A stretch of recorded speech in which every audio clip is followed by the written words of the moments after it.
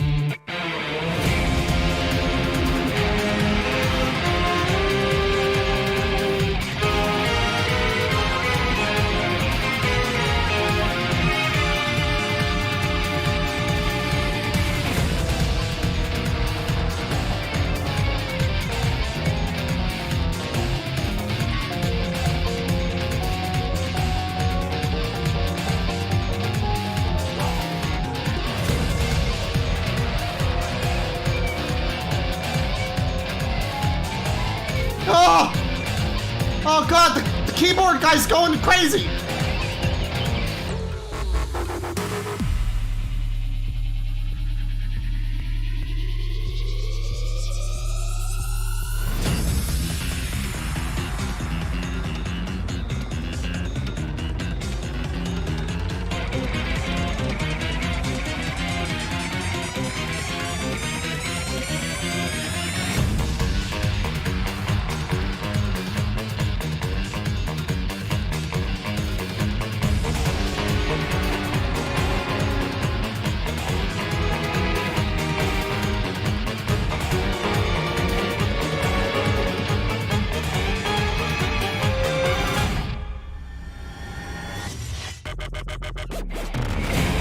I love that this song has wubs. There's like just minimal enough wubs that it doesn't make me upset. Oh, here's the remix.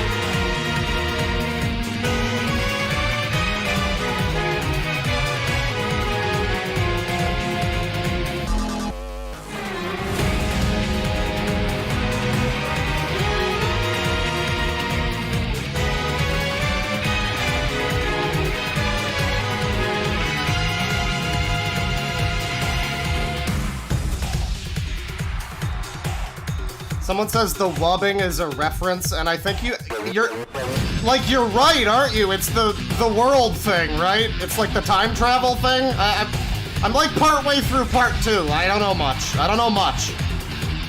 Oh, shit. That was the drop!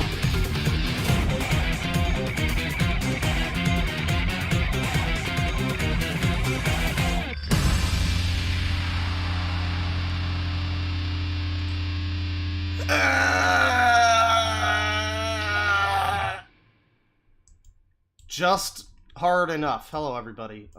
Yes, I started with the JoJo song. No, that does not allow you, that does not entitle you to post JoJo memes. The audacity. But yes, welcome to the stream.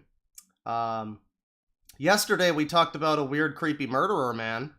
I've been editing down that video. I made a lot of mistakes in that stream. I probably should have waited a little bit to stream about it, but I was just so, it was such incredibly bizarre news to wake up to. Just like, oh yeah, this YouTube, cause like the last, who was the last YouTuber guy who would've, I guess it would've been Nassim Ogdom, who did the YouTube HQ shooting. I can't think of anybody since her who's like a YouTuber who killed people, but before her it was Randy Stair and Mr. Anime and probably at least someone else.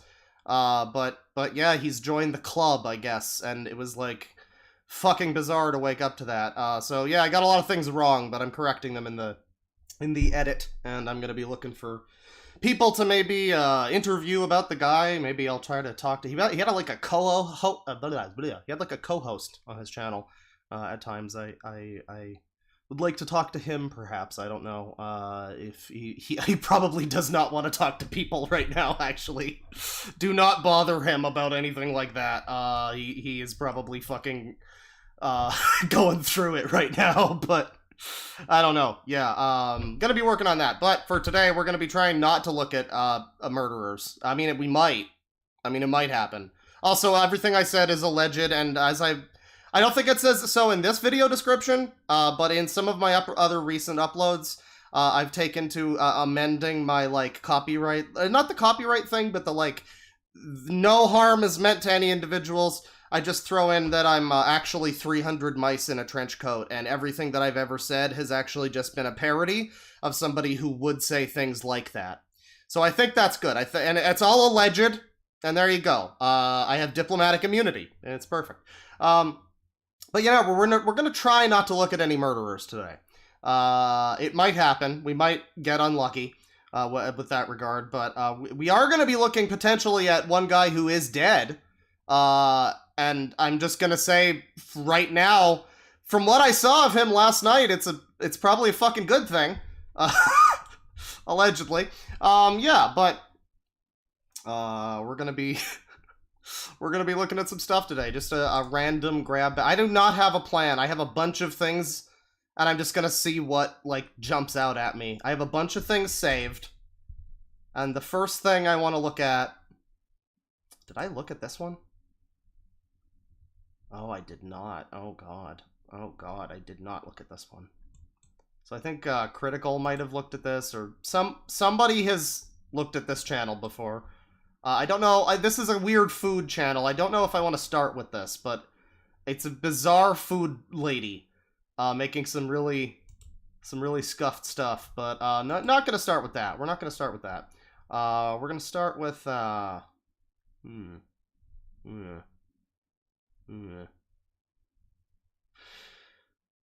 the hell is this one? Oh god, I don't even remember what a lot of this is. What the hell is this? I don't even, like, this must have been like a month ago or something. Somebody recommended that I look at this channel. And I don't even know what's going on here. Guru Next, YouTube CEO.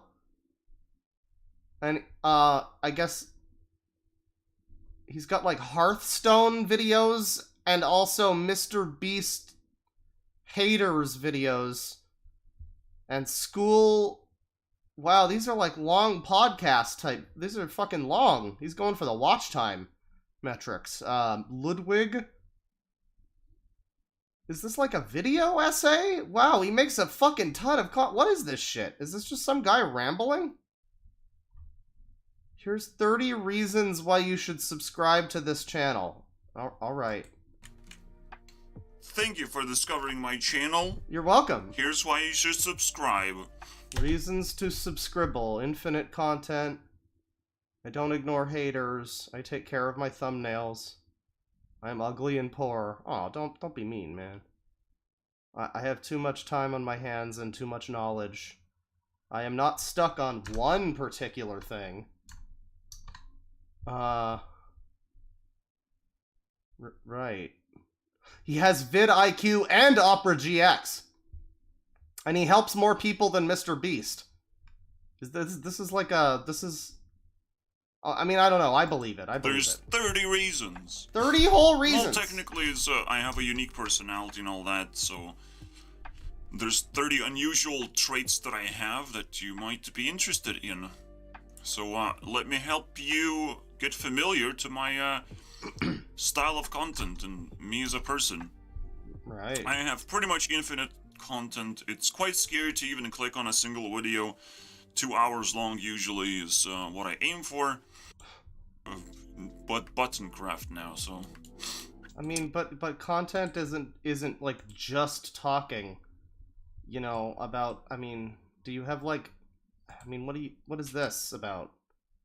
This video is not sponsored by a stupid comment, but we're definitely gonna use that. Yes, finally, schools are bullshit, but not in the way that you think, potentially, so, Promo I'll have no to break homo. it down a little bit further than that.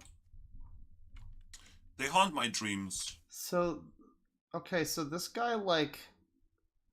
This is actually interesting. I mean, he uses his, like, Discord as, like, a scratch pad to just sort of throw in video, video notes for his next project or whatever. That's kind of fun.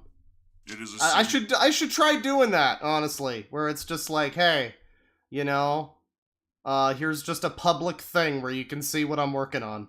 You can see whatever shit I'm complaining about in my new video about dying in video games or something. This problem. The goddamn schools haunt my dreams.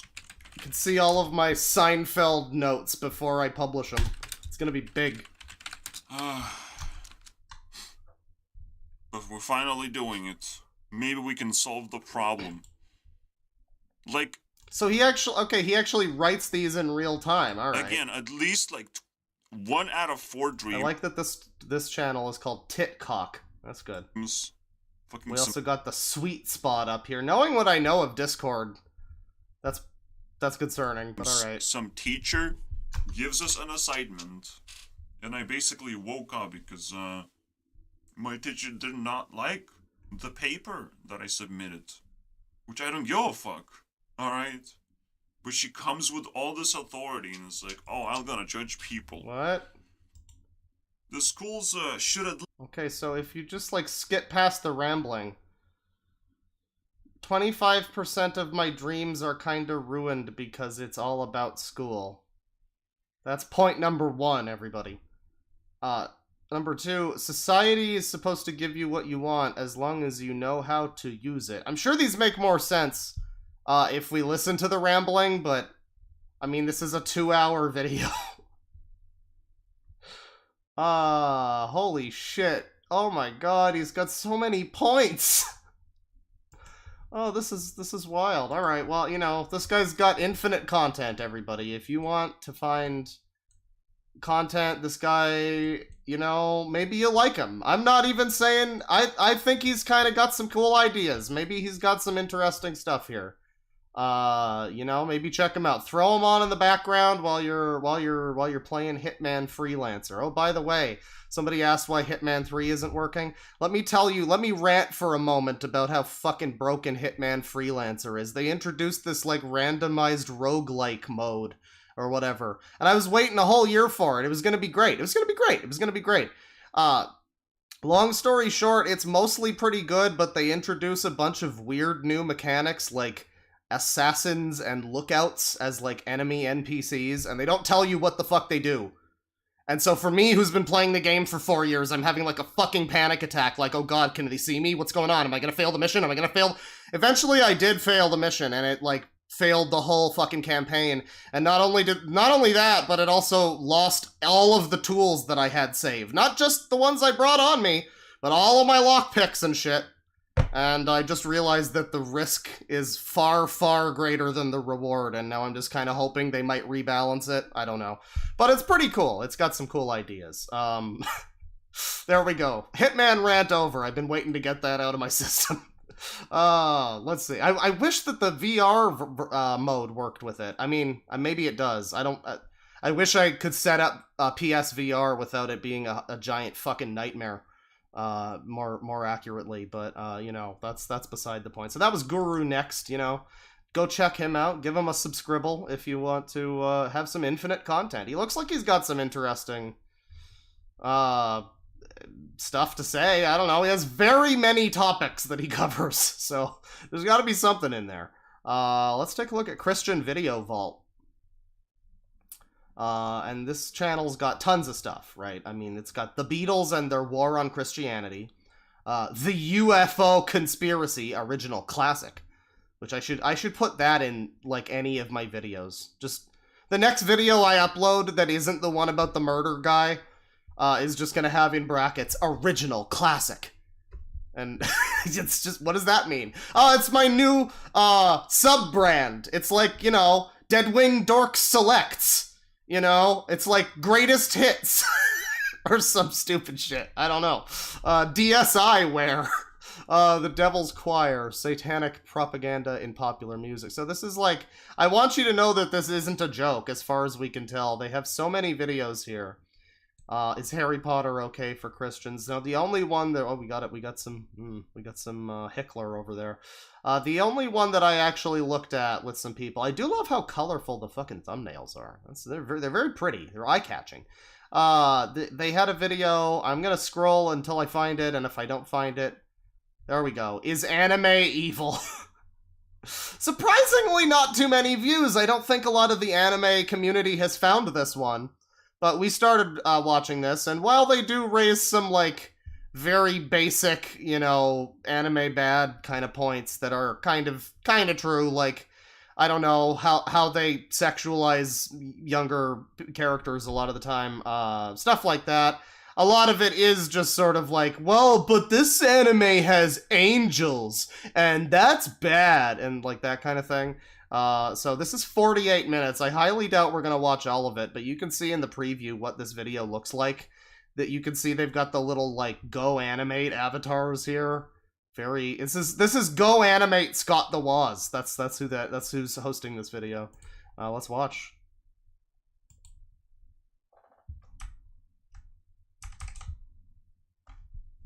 So the fair use notice applies to me looking at the video too, right?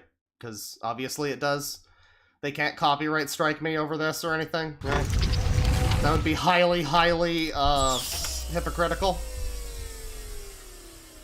Oh, we're entering the vault. This is where Disney keeps all the dead puppets.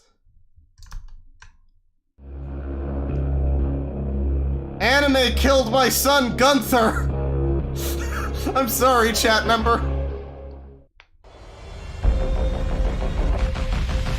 Oh, the wubs are back. Sonochi Osarame!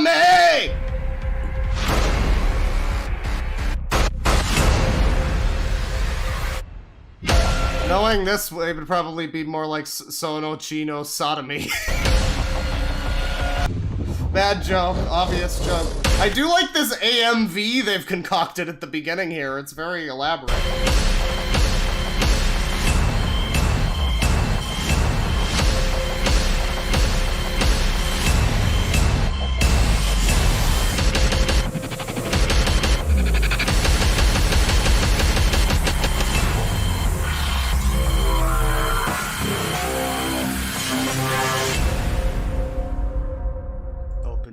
Sheeple, even though we just flashed a bunch of fucking shit at you and you might be having a seizure or something. Open your eyes.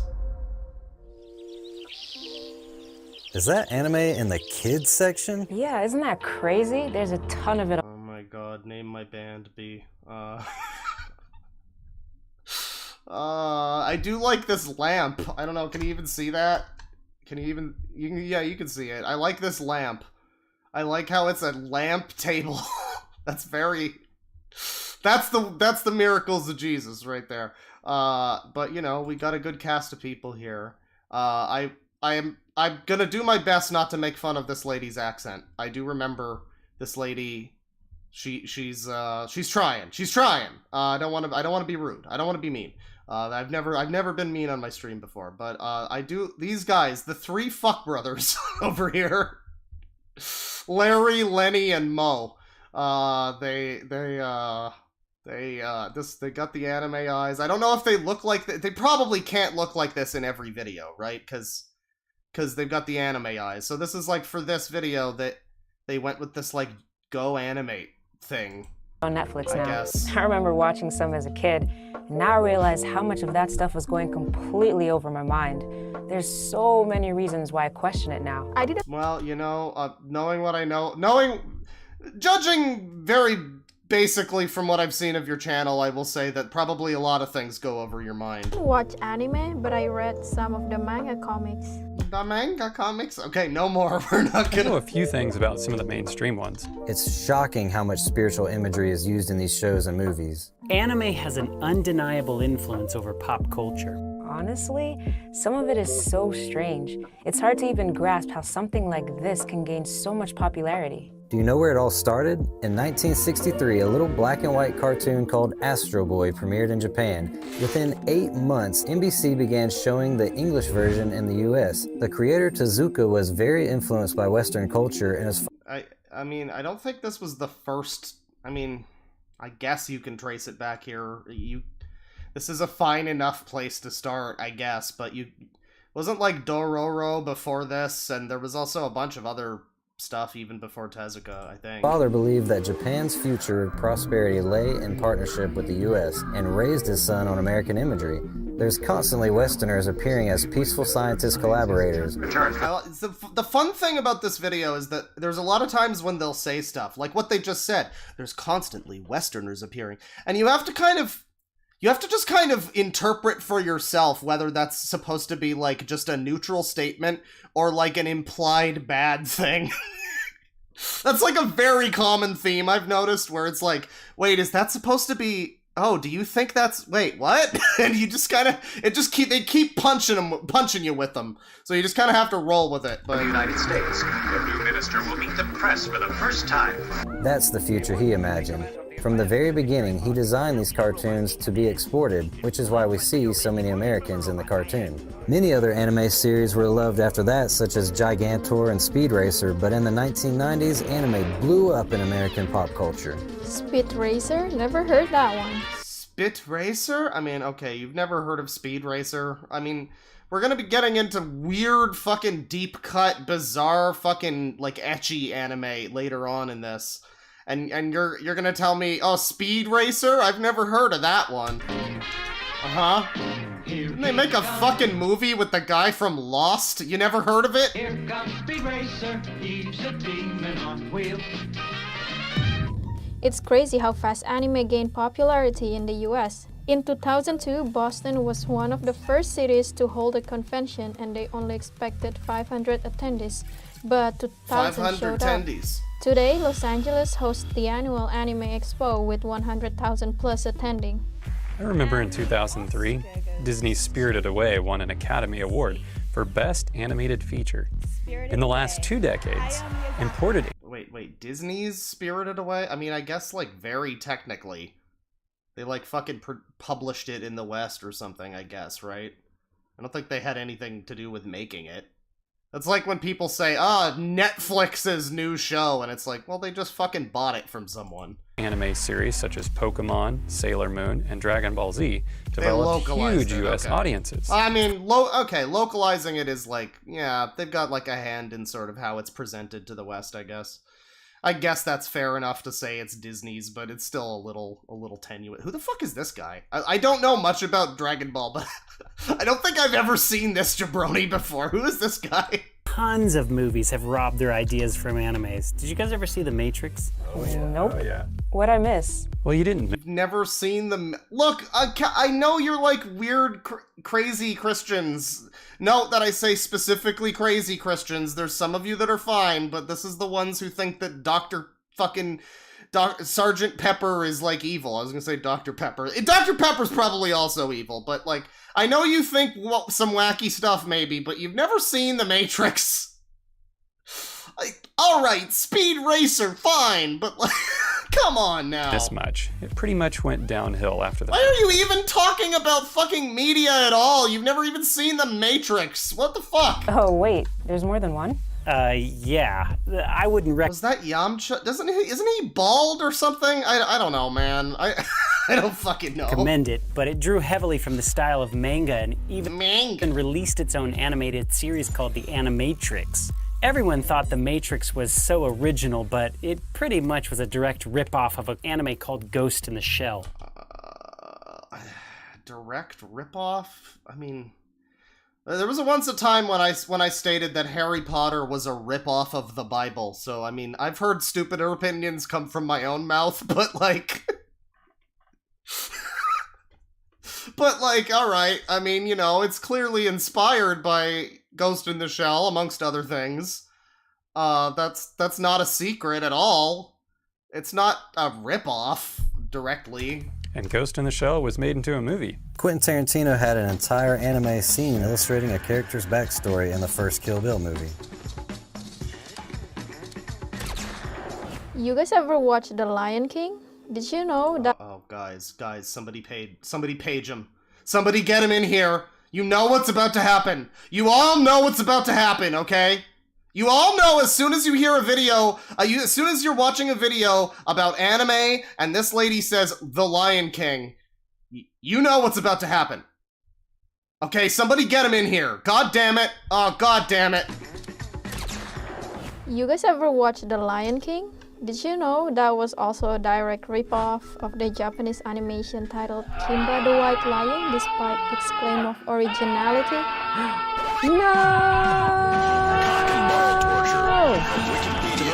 The encyclopedia, the most successful film in the history of the Walt Disney Studios.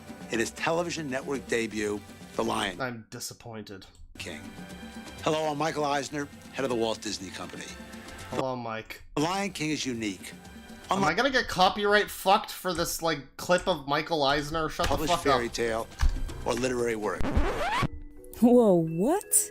Michael Eisner is totally lying through his teeth. Wow, look at those characters are exactly the same. Oh, they're exactly the same.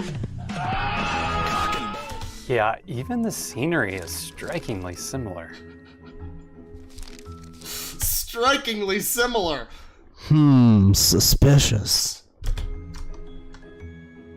An original concept that was developed in the story department of Disney They're Animation. both, okay, even if, like, most of that conspiracy fucking, whatever that situation is, whatever that weird situation is where everybody believes that, even if that fucking whole thing wasn't, like, often based on people, like, misusing clips from the, like, 1997 movie or whatever, which came out after The Lion King, even if it was, like, super legit and they were like, okay, this is the 1965 one, it's like, it's still just a fucking animated thing in the jungle, dude. Like, it's not really that much, not really that similar, I don't know. It was probably a bit of an influence, but, like, come on now. Like it's as much of a ripoff as the fucking Matrix is. Probably much less so. Disney animated features. It took years to create and refine. Original? More like originally it was ripped off of this Japanese animation. Disney should be ashamed of itself. They've made billions off this story. Billions, with a B. Oh, and I bet they're not paying royalty checks for that one either. I think they are! Even Warner Brothers did the same thing, stealing the original story from... Don't they, like, literally pay Tezuka's, like, estate or whatever? Haven't they been made to do that by this stupid nonsense? Even though they kinda don't have to? I mean, I don't know, man. Tezuka with their I wanna release of stick Iron up for Giant Disney, in but, like, 1999, come on now. which was They basically a reboot of the Okay, maybe not, 1963 cartoon Gigantor. Originally, these animations appear to be pretty innocent the Iron Giant is a ripoff, by the way, yeah. cartoons. It's a misconception that animated productions are only made for kids. But that exists because aren't most animes marketed to young kids? Couldn't they just say that, like, the Iron Giant is a ripoff of, like, Mechagodzilla? I mean... Yeah, since they're all Gundam, like, whatever. over Netflix and Cartoon Network, tons of kids are getting sucked in at an early age. When we went to Kanuga and interviewed fans about their favorite shows, this is what they said. I love anime. I love it. I mean, I can't watch enough of it. So describe love like you watch it every week. We get into this part of the video where they now are just kind of... they're kind of just, like...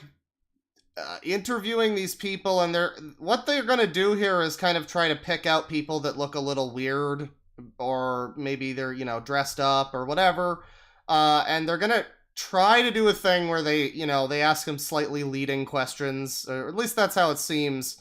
It has been a little while since I've seen this video, but yeah, they kind of do this thing where they're kind of trying to make you feel a certain way about the people that they're interviewing, essentially. At least that's my takeaway from it. Maybe you'll feel differently, but...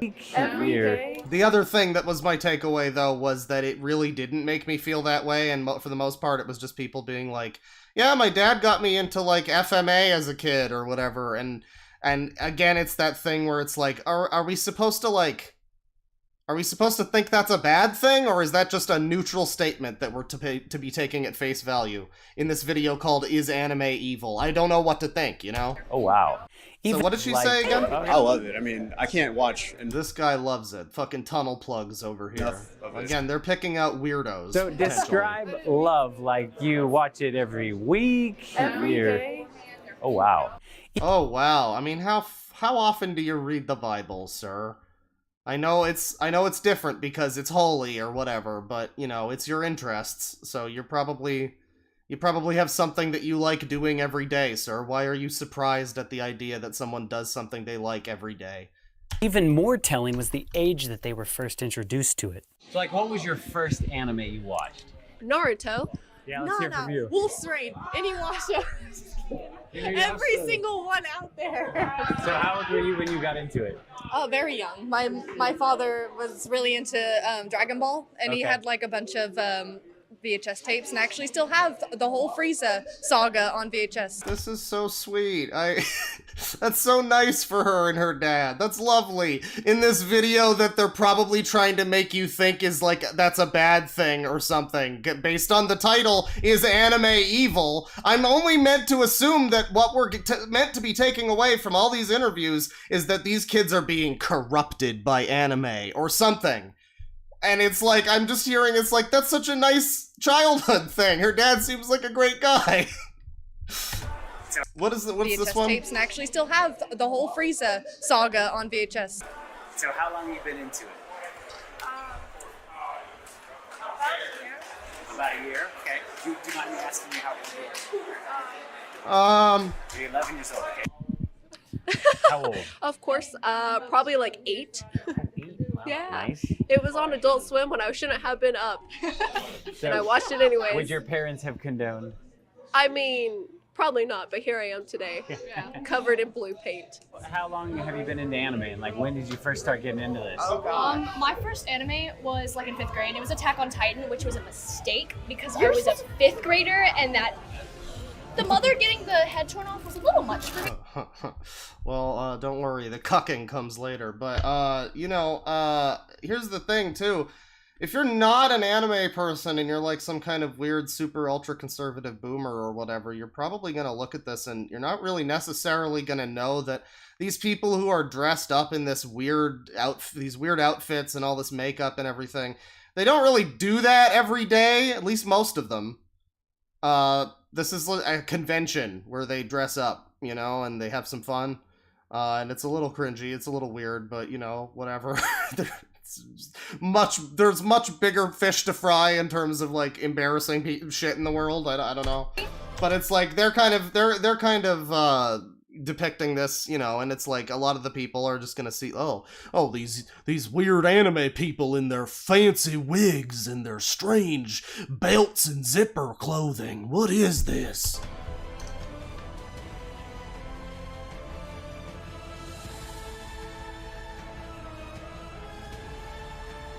That's At true. this If you age, ever have the fun, you shock go to and hell. That's horror right. that something like this would happen to your mother. Yeah, imagine reading the Bible. Imagine literally ever reading the Bible as a child. Like any fucking page, right? Just open the Bible. Any fucking page. There's probably beheadings and incest and famine and like people suffering. And oh yeah, no, Attack on Titan. That's gonna make the kids feel bad. It's gonna give them nightmares. My Right. first anime was Attack Sure. on Titan. He's the reason that I started watching it. This guy, He was like, hey, you should totally watch this. It's on Netflix. I think you like it. And from there, I started watching like Death Note, a bunch of other stuff like that. Whoa, these guys are super young to be exposed to this kind of violence. So you're into anime. What was your first anime you ever watched? My first anime was Heaven's Lost Property. Did he just Oh, say no. Heaven's Lost Property? Oh, here we go. Well, I really like this guy's smug, quizzical face with the little raised eyebrow. That would be a good emote or something. Somebody needs that as an avatar. Birdie? And that just kickstarted that genre, and then I branched off. Like, how old were you when you watched? 10, 11. Yeah. Wow. I would even say that there's tons of animes that adults shouldn't watch either. These cyborg chicks, like, fall from heaven. That's right, adults shouldn't watch this either, guys, because it's blasphemous and evil. So, this guy's about to detail this anime, and I don't know anything about this anime. I mean, I watched past this part of this video, the first time I watched this video. You know, I saw the whole part about this anime, and I don't remember anything about it, but what I do remember very vaguely is that it's like a kind of a sexy, like, robot fucking angel anime or something, and I guess it uses like Christian imagery or something like that, I guess, and that's evil. I would love these people. Can somebody send them like SMT5? Just leave it on their doorstep. Not 5, 4. Give them 4. I mean, no, give them 5. They would never play through 4. Give them 5. Yeah, because 5's like good enough, you know, for them to be horribly mortified by the demon angel monsters and the penis chariot. That would be great. I really want their video about SMT. Can we... Come on, guys. Make it happen. And it's a harem anime. This is a harem anime, right. This is Heaven's Lost Property, and it's evil because it's... Because remember, the Bible never says anything about having multiple wives or anything. Nobody has ever interpreted that from the words of the Bible, so... You know, that's not a thing that we should be teaching the kids with Heaven's Lost Property here. Yeah, and this one is super messed up. Not only is the anime extremely inappropriate with the images that are borderline pornographic, the story is also super blasphemous. So, like, the protagonist has a bunch of cyborg chicks that can literally perform any task. And he's into panties. I love panties with designs on them. I'm starting great. to get sick and tired of this foolishness. Sure, you got it. So they're like... Okay, so, yeah, this is like a weirdo anime. Okay, that's... Alright, well, you know, this is maybe the first one where I'm like, yeah, I don't know. But again, it's like, it's not anime's fault that your fucking kids are watching it.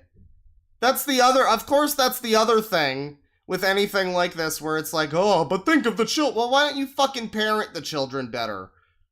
If you don't want your kid watching the weirdo panty harem anime about angels, then I don't know, don't let them. Either be one of those weird parents who forces them to not watch any anime or do anything they like ever because it's against God, or at least just be like, okay, watch like DBZ or whatever. Like, find an anime that's like acceptable enough.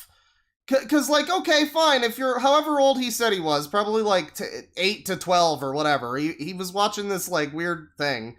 And I don't think it's gonna really fuck the kids up or whatever, necessarily. I don't think it's necessarily gonna like ruin his mind or something. But like, sure, you know, that's the first thing where it's like, okay, fine, you maybe want to put your foot down a little, fine. But that's on the parents, that's not on the fucking creators of the anime. What's wrong with you? Sex robots or something. Yeah, but they're programmed to do whatever their master wants them to do.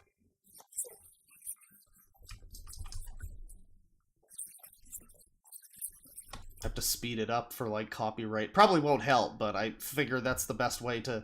I don't want to skip through all of the anime shit, you know, because they play clips, but, like...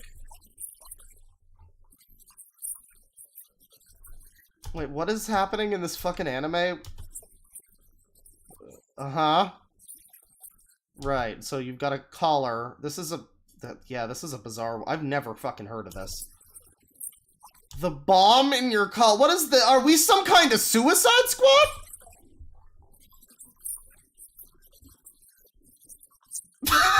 What's going on? Alright, you know what? Crazy Christians won. They get 1 point. They get 1 point on the board. They get 1 point.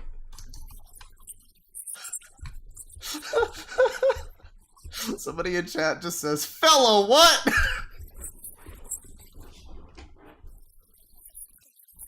So who's the master? I mean, describe him. What is it? I don't know. He's like the tyrannical guy that lives upstairs. He's like the tyrannical guy that lives upstairs. Uh-oh. Uh-oh. Uh-oh. Chat, it's happening. It's happening. Oh, yeah. Interesting. Interesting. You'll remain my toy for as long as you live. It's happening. The god people are realizing that sometimes anime likes to, you know, include gods as part of the, you know, the mythos or whatever. They're realizing that. What's wrong, good for nothing? Have you forgotten what comes next? This is the part where you beg, "Oh, please, master, please don't scrap me." You have yours. They're gonna super copyright block my video now, dude. I forgot. I forgot to obsessively skip through the footage like a psychopath because this is the fucking world we live in now. My bad. Oh yeah, no, my bad. I deserve to have the video blacklisted for the entire fucking world. I'm sorry. I played like 12 seconds of the fucking anime. Okay. Well, that was it, anyways. They just put me down that path, and then I branched off to different genres from there. Yeah, those kids were like 14. I know, right? It's... I mean... I was saying like 8 to 12 earlier. I don't know if that's so insane for a 14-year-old to watch. It seems somewhat softcore enough. I mean, you probably... as a parent, I don't think I'd endorse it, but I don't think I'd be fucking having a conniption if I found out my kid was watching it. So not... It's like not... It's... Are they gonna get to Bible Black at any point in this video? What are the odds? Okay, oh, or God. appropriate for such young kids to watch. And everybody we interviewed was super into anime. I mean, there wasn't even a single person who wasn't into it. And when you're at a convention! Guys, everybody at that church that I went to seemed weirdly into God. Like, they were just sitting there for hours, just listening to some loser talk about God.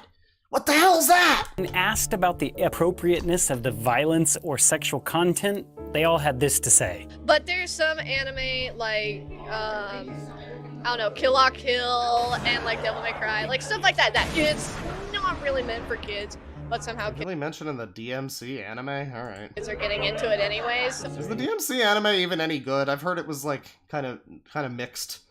I don't know. I've been getting in... I was trying to play DMC 3, like, all the way through the other day. And then I got as far as I've ever gotten before, which is, like, the 3rd fucking mission. And not because I wanted to stop, but because my fucking controller's got, like, the X button is, like, sticking. And it's causing me to have a fucking fit. So, like, maybe I'll watch the anime and try to get my fix. I don't know, man. Like, violent elements to it. Some people Violent? criticize Wolf's Rain is extremely violent. It's very bloody, especially the end of it. Do you think there's gonna be any part in this video where they acknowledge that the fucking Bible is also really violent? I mean... It's very bloody. They got you under their spell!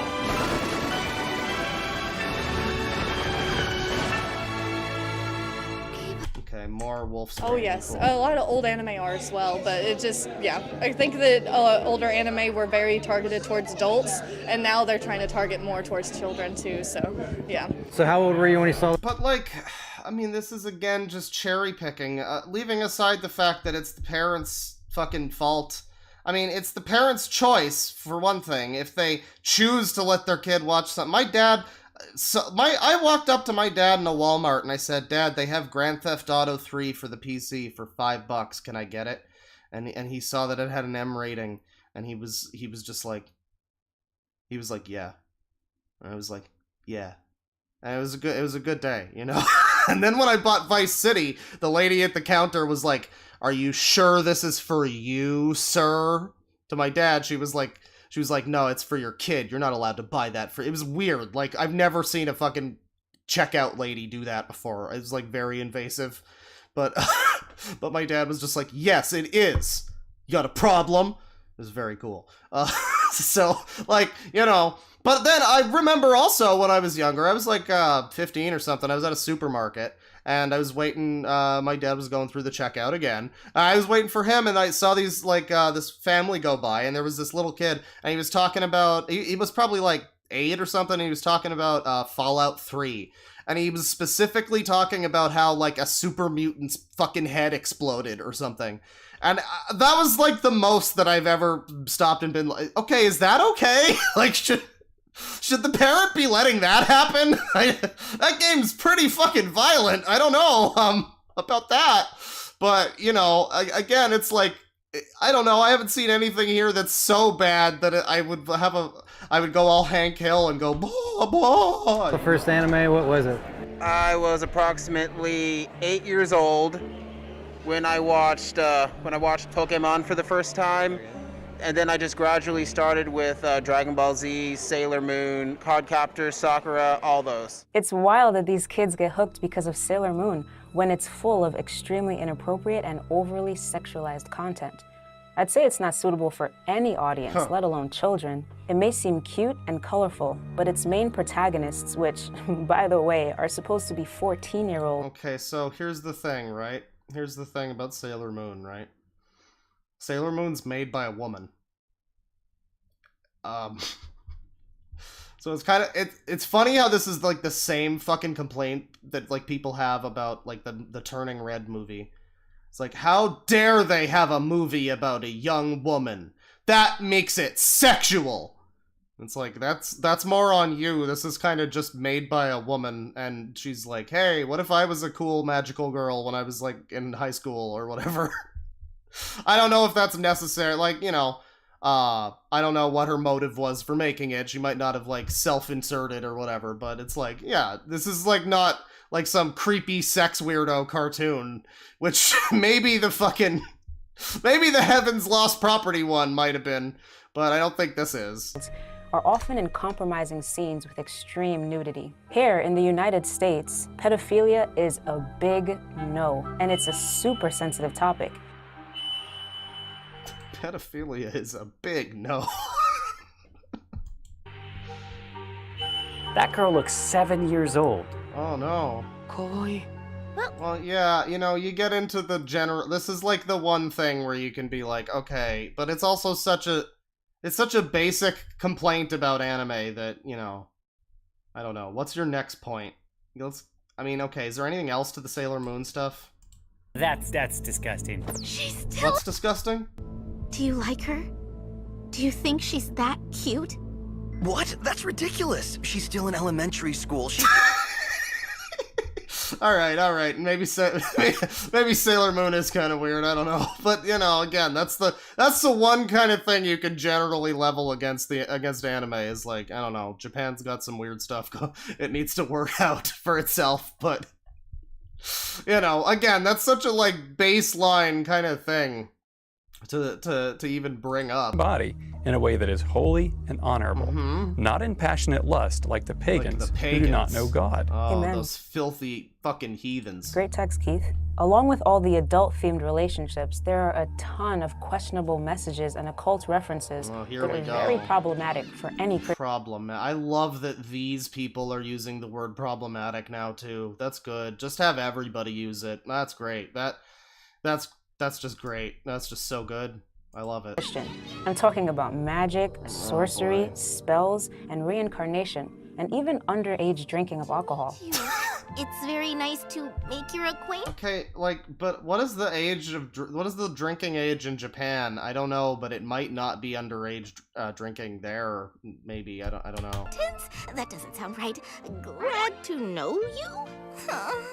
Very through 12 it states, "There shall not be found among you anyone that maketh his son or his daughter to pass through the fire or use it." Oh my god, oh, because it uses the fucking word enchanter. This is like some insane, like, pull. I love this shit. I just love this. Divination, or an observer of times, or of an enchanter, or a witch, or a charmer, or a consulter with familiar spirits, or a wizard, or a necromancer. For all that do these things are an abomination to the Lord. Because of these abominations, the Lord God doth drive them out from before thee. Okay, but here's the thing, though. But who cares? When the Bible uses the word abomination, it literally means that God hates those things and that he would excommunicate the people if they engaged in such activities. Yeah, that sounds like it's on him. You guys notice the symbols on their forehead? Look like they are taken. I love how these people, I mean, they're just such... I'm gonna use the word cucks. I'm just gonna say they're cucks. They're just such god cucks, where it's like, yeah, just don't question any of it. Why does God want us not to do this? Why? Is there a reason? Oh, just follow it. Just follow. Okay, that's good. Good little god cuck. That's good. From astrology. Check this out. Wow, it reminds me of when the book of Revelation describes God's people having a seal on their foreheads and the wicked having a mark of the beast in their foreheads. Oh my god. Kathy, don't go to the supermarket today. Fan subs online. But now... Oh, wait, what the fuck? What the fuck? Super Eye Patch Wolf. Ever seen this one? Oh yeah, I remember watching that as a kid. Yeah, a bunch of people we interviewed at the convention. Wait, so you're a weirdo god lady, and you also watched Dragon Ball as a kid, so don't you prove your own fucking theory here wrong? The lady literally... Ever seen this one? You ever seen this one? Oh yeah, I remember watching. And this lady here is like, yeah, I watched it as a kid. So you're sitting here on this fucking couch judging everybody right now. Doesn't that mean any of those people that are young people that watch anime or whatever, doesn't that mean they could also get enlightened to the Jesus later in life? Why is this a problem? Watching that as a kid? Yeah, a bunch of people we interviewed at the convention said they started watching anime because of that show. You know, this show's been around since the mid-90s, and there's a ton of episodes, somewhere in the range of like 600 plus in total. Wow, that is a serious investment of time if you watch all of those. You're not kidding. Right. You're not kidding. And listen. Yeah, wait until they get to One Piece, boys. Do they ever get to One Piece? Okay, they do Dragon Ball for a while. I'm gonna spoil the whole video. They do Dragon Ball for a while. Is it still Dragon? Yeah. They do Dragon Ball for a fucking long time. The whole rest of the video is Dragon Ball. What the fuck? What the fuck? They don't even... What the whole rest of the video is Dragon Ball! Well, why? Well, you had nothing else to talk about? Is Dragon Ball the fucking root of all evil? How much evil is there in Dragon Ball? To what this particular fan, who has hundreds of thousands of subs, says about the show. Notice that these videos have millions of views. This just shows the impact this genre has on the public. Toonami was nothing less than a revolutionary siren call for a... Yeah, and I mean, like, it's amazing that these people could have seen the Eye Patch Wolf video and... Like, they have, it's like you have access to all the same information everybody else does. Why do you fucking think the things that you do? I don't...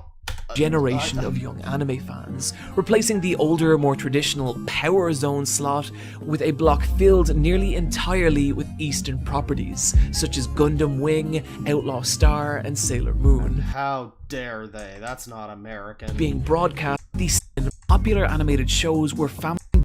Really do just lift a minute of Eye Patch Wolf. Alright, well the rest of the video is just like Dragon Ball Z. I mean, I don't want to do, you know what, I'm not going to do this one now, but I'm going to put a pin in this one, because we've done too much of this channel for now, but I gotta see the fucking Beatles and their war on Christianity, so I'm coming back to this at some point, because my god. But we're gonna move along. By the way, if anybody here in chat is Christian or, you know, believes in God or whatever, that's super cool. Just, you know, don't be crazy. You know, same with the atheists. Same with everybody. Just don't be crazy. You know, God, a lot of cool stuff has been made because people are religious.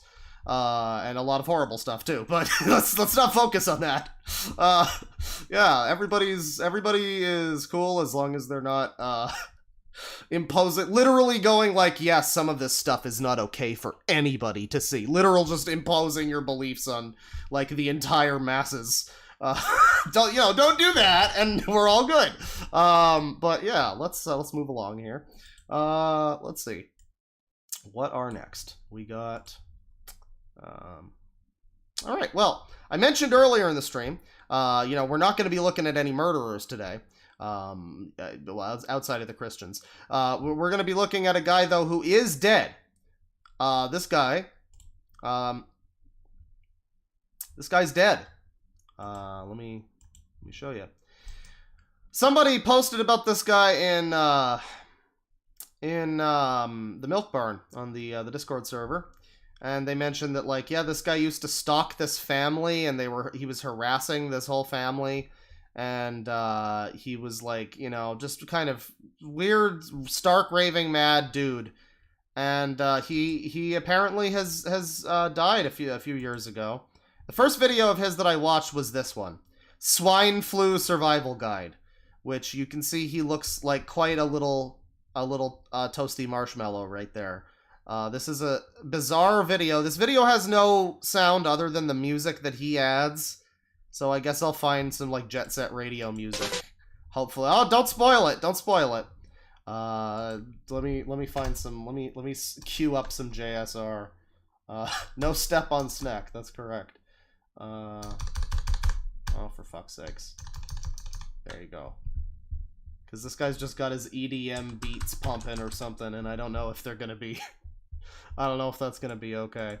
Jet Set Radio. There you go. Good background music. So we gotta survive the swine flu by swabbing our nostrils with disinfectant. Drink a tall glass of water with a teaspoon of baking soda and bathe with peroxide. So we're gonna see his methods here. Let's look at the funk.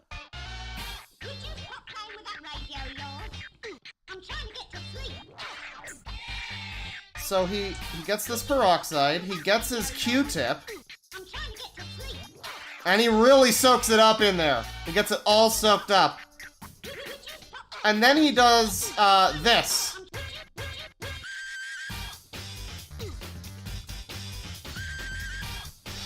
So chat.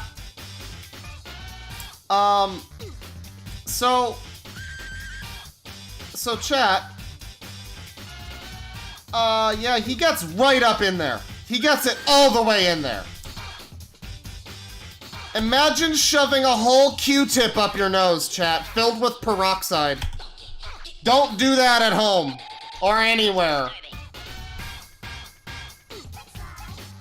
He's gonna do another one here. And he's spitting out all the peroxide that he's just shoved down his throat. That's what just happened there. He has to spit out this peroxide. It's now causing his eyes to water a whole lot, as you can see.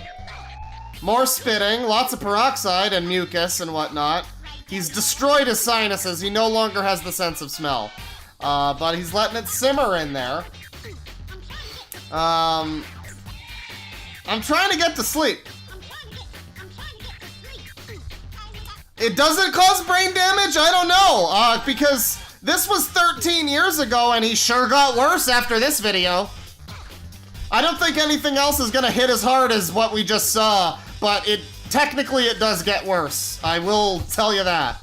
So here we have a teaspoon of baking soda, which he's gonna just dump into this water. And he's gonna just have this whole fucking glass of water with this baking soda, which, again, won't kill you or anything. But, man, that's just gonna hurt your stomach, probably. A little bit. Oh, there's a big glob of it. There was a glob. I don't know if you saw the glob. So now he's getting into the tub, right? He's got the peroxide here.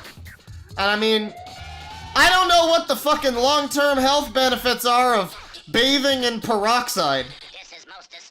This is most disturbing, but we've got a cup of peroxide. And not just a cup, but a heaping cup. He's just fucking dumping that into his water. But we don't leave it there, because he's also dumping an entire bottle of hand soap into the bath. Antibacterial, though, so it's gonna be good. Family Dollar fucking hand soap. the good stuff. You know, that's something you want to cover your whole body in, along with peroxide. Do not ever do this at home, chat. Do not ever do this.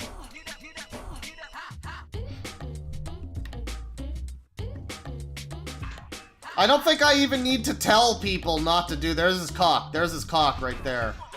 Oh boy. Oh boy. Why do you have a toothbrush? What are you doing? What the fuck are you doing? What is he? Why does he have a condom? What the hell is that?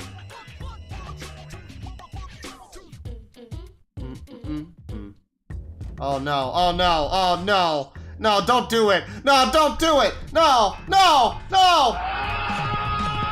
No! Okay, that's fine. Yeah, that's fine. You get in the tub. Get in the fucking tub. Get down. He's still got the Q-tips in, chat. This will never end because I want more. Yeah, cover your fucking Q-tips in water. That's good. It'll bloat them out and make it like, oh my god.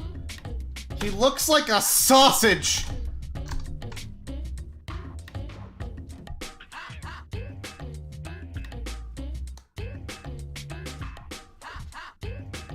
I mean, he's covered in suds. Maybe he is clean. Because it's hand soap and peroxide in there. Oh, he's taking out the fucking... He's taking him out. Oh my god. Oh, it's like a woman with a bad dragon. Jesus Christ. Oh, jeez. He's gonna fucking prolapse his nose. And now he's like scrubbing, giving himself the good old scrub. This is, by the way, lest we forget, this is how we survived the swine flu, everybody. You know, I mean, I don't know how we all survived without this technique. Frankly, because this seems pretty fucking crucial. The full scrubbo all over your face. Hand soap and peroxide. Yeah, all over your body. Dip your bald head in oil and rub it all over my body. Alright, well, that's fine. That's quite enough of that.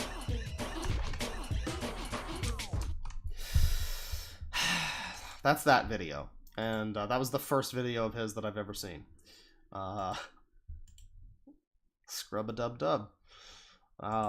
Feeding squirrels. Let me see.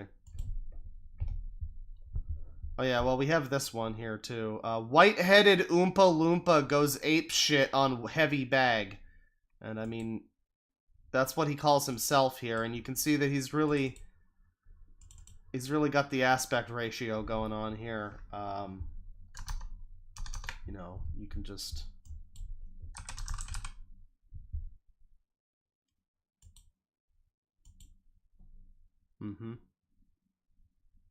Go for it, man.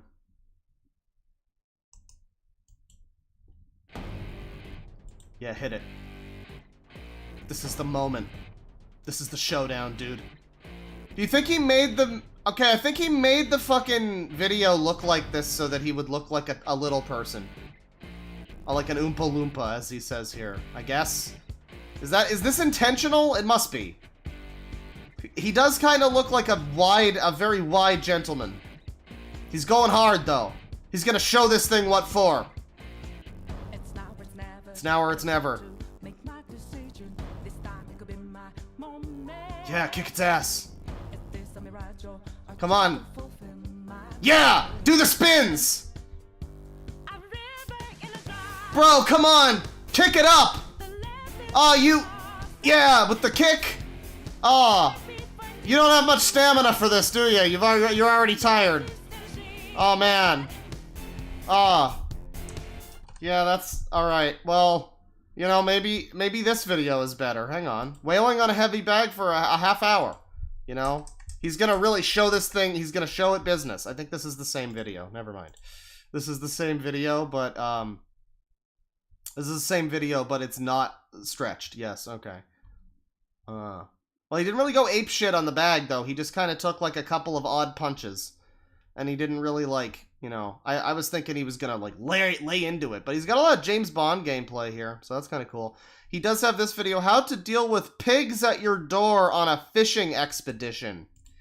This cunt had the audacity to attempt to dictate to me how his warrantless search was going to persist and my right to privacy was going to yield way to his process as schooled by punk pukes, masters of treachery against proud order following shit stains. First he says he's looking for Stephanie Williams, who I've never heard of. Then he wants to know who everybody who is in my house.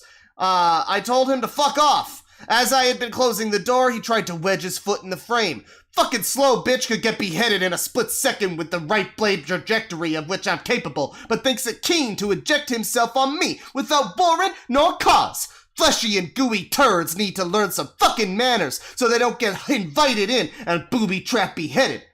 Bitches. 200-pound leaning-edge blade planks on hinges with tracks to speed. What the fuck am I reading? With electrical motors to throw down from the ceiling on these fucking fools to sure halve them in one sweep. Then invite them in for some coffee, and so they can explore the booby trap as I stand on the trigger in the safe zone. And thankfully this video is under the CCA, so, you know, that's good. You can use this in your D&D campaign. That's good. Let's watch. This is also one of the only videos up until one later, which is gonna be a bit of a dark turn to this whole story, but thankfully not one where anybody was actually hurt, but, I mean, well, we really don't know. This is one of the only videos you'll see today where you can actually hear his voice. At least I'll say, it's one of the only videos I saw last night. We might see a different one today where he talks, but he has a... He has a voice that people in chat might be able to quickly identify in the same way that Gabe did. If you can tell which character this man sounds like when he starts talking in a little bit, you win nothing.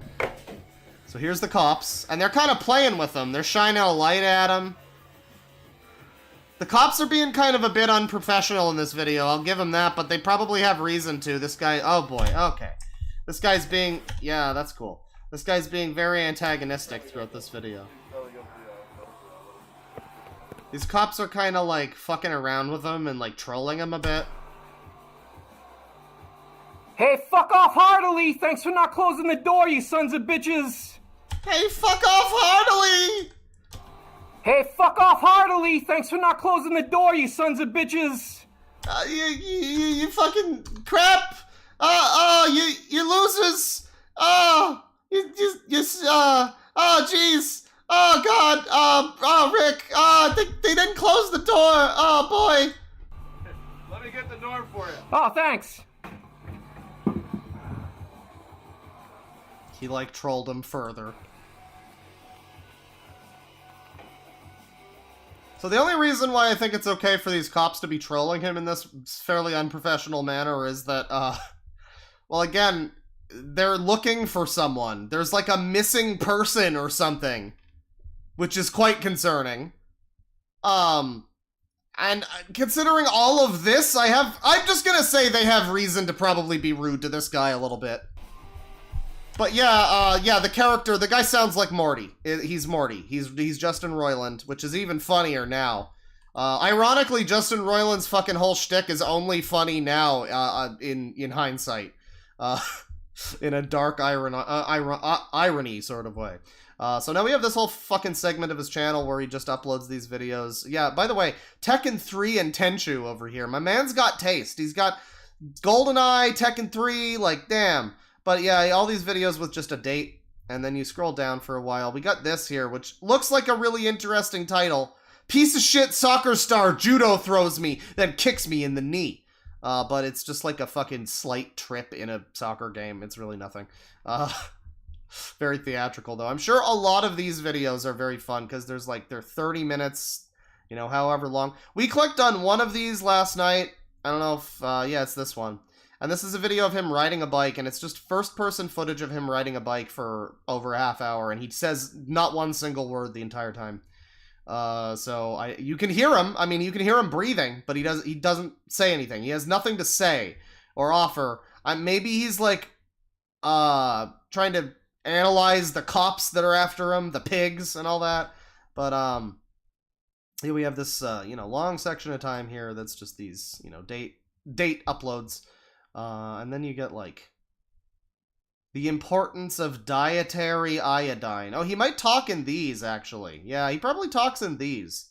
I didn't click on any of these. But what I did click on was this one last night, which was linked on a Reddit, which we'll be reading in a little while. So I won't click on this yet, but half times, is that what this is? 0.5x of the murderer brothers in conspiracy with the pigs attempts kidnapping me. We have to watch this one. This sounds exciting. So this is like every gang stalker guy that we've ever looked at or something, but you know, this dude has certain things in this story that wind up being a little dramatic in a way that I think you could say is the typical escalation for this type of individual. You know, not the kind that we see, but the kind we kind of anticipate whenever we see one of these people that's like stalking their neighbors because they think that their neighbors are stalking them. We're always like, oh, this person's gonna like shoot somebody or something, you know, someday. It doesn't get quite that bad in this story. Emphasis on the word quite. But it escalates. But anyways, that's for later. What's this video? We are seeing a holy light from Jesus after that anime video. Is that a gun? He's like first person aiming a gun around this apartment right now. I don't know if I'm allowed to show that on YouTube because YouTube's insane. The murderer brothers stopped by to check up on me today. Well, half of them, anyhow. Garrett, I was standing here at the sink.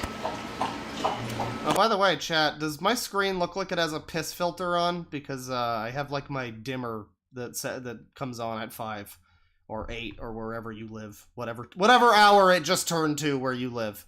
Does this whole screen look like faintly orange and yellow? It's like, because I can turn that off if it's a problem, but. What was I doing? I was doing something about my coffee. Good? Alright. Somebody in the chat mentioned that he has like a blog spot where he goes off about being like a political dissident or something. I don't know. I can probably try to look that up. Maybe we have quite a few things to look at with this guy. It seems.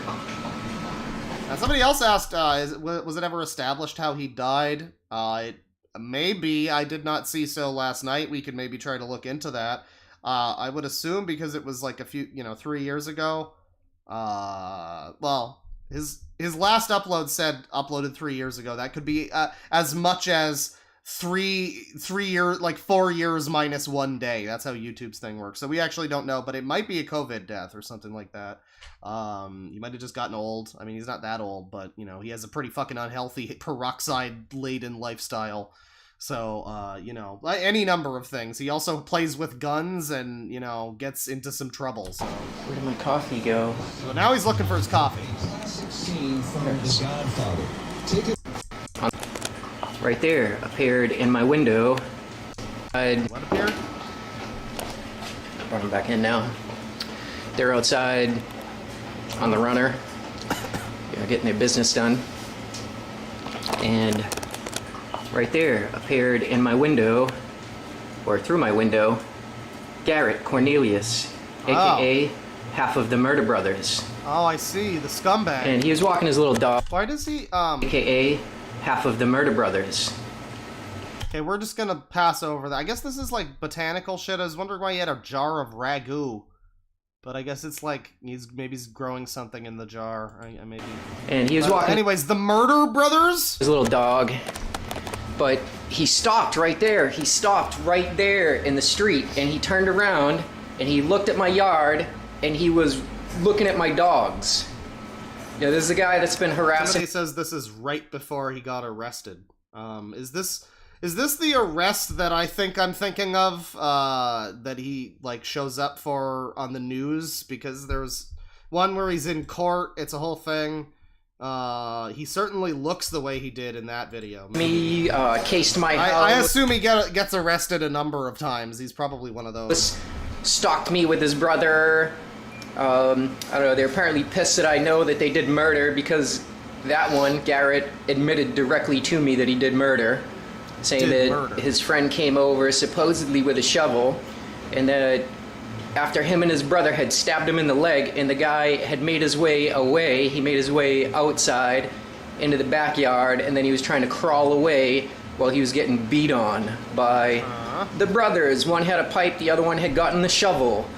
Ah, the brothers, the doing them in, the brothers. This is just like the Scapellis, Luigi. And they beat him to death, on top of having stabbed him in the leg.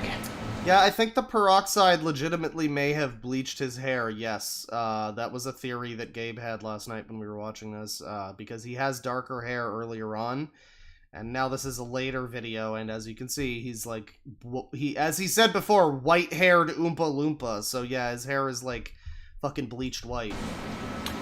But, Geralt of Scabia over here. Yeah, the Cornelius brothers, they had told me this, and like I recognize that as murder. Obviously, the guy's just trying to get away at that point. You know, he hadn't like tried to steal anything from them. They know who he is. They know like how to report him to the police, get him arrested, have him do time for, you know, his supposed crime of breaking in. So, sure, there's the murder brothers, and I'm sure that's all very exciting. But there is a part in this video here with the cops, and we got to get to that.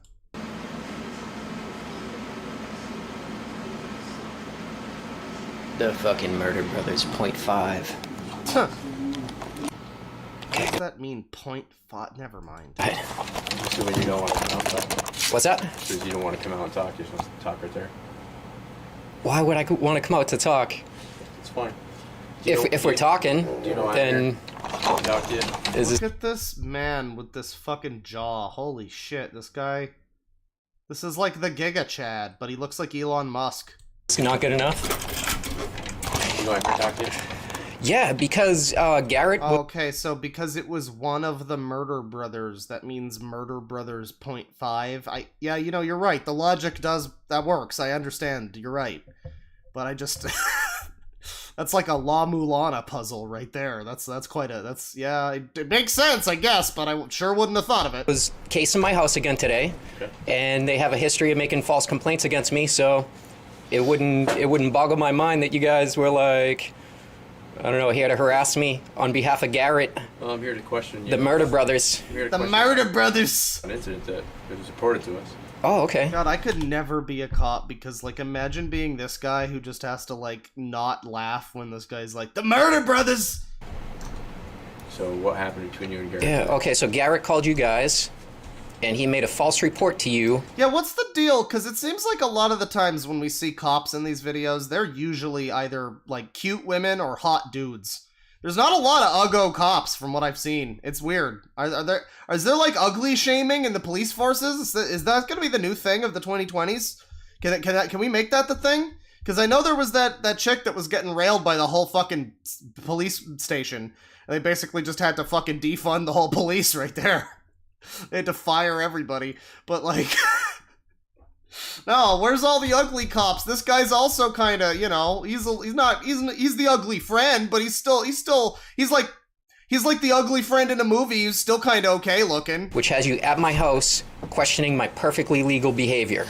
Well, tell me what your legal behavior was, and we can determine that. That's what I'm trying to figure out. That's why I'm here. Okay, why don't you tell me what the accusations against me are?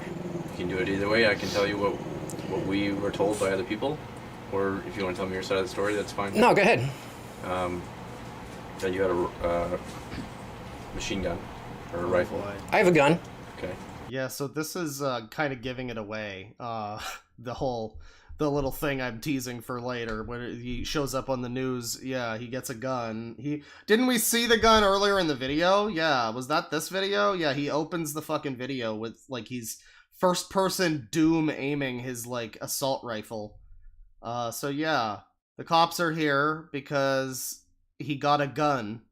Something Murder Brothers. Did you have a gun with you today? Oh yeah, definitely. Do you have a military vest on? I sure did. Okay.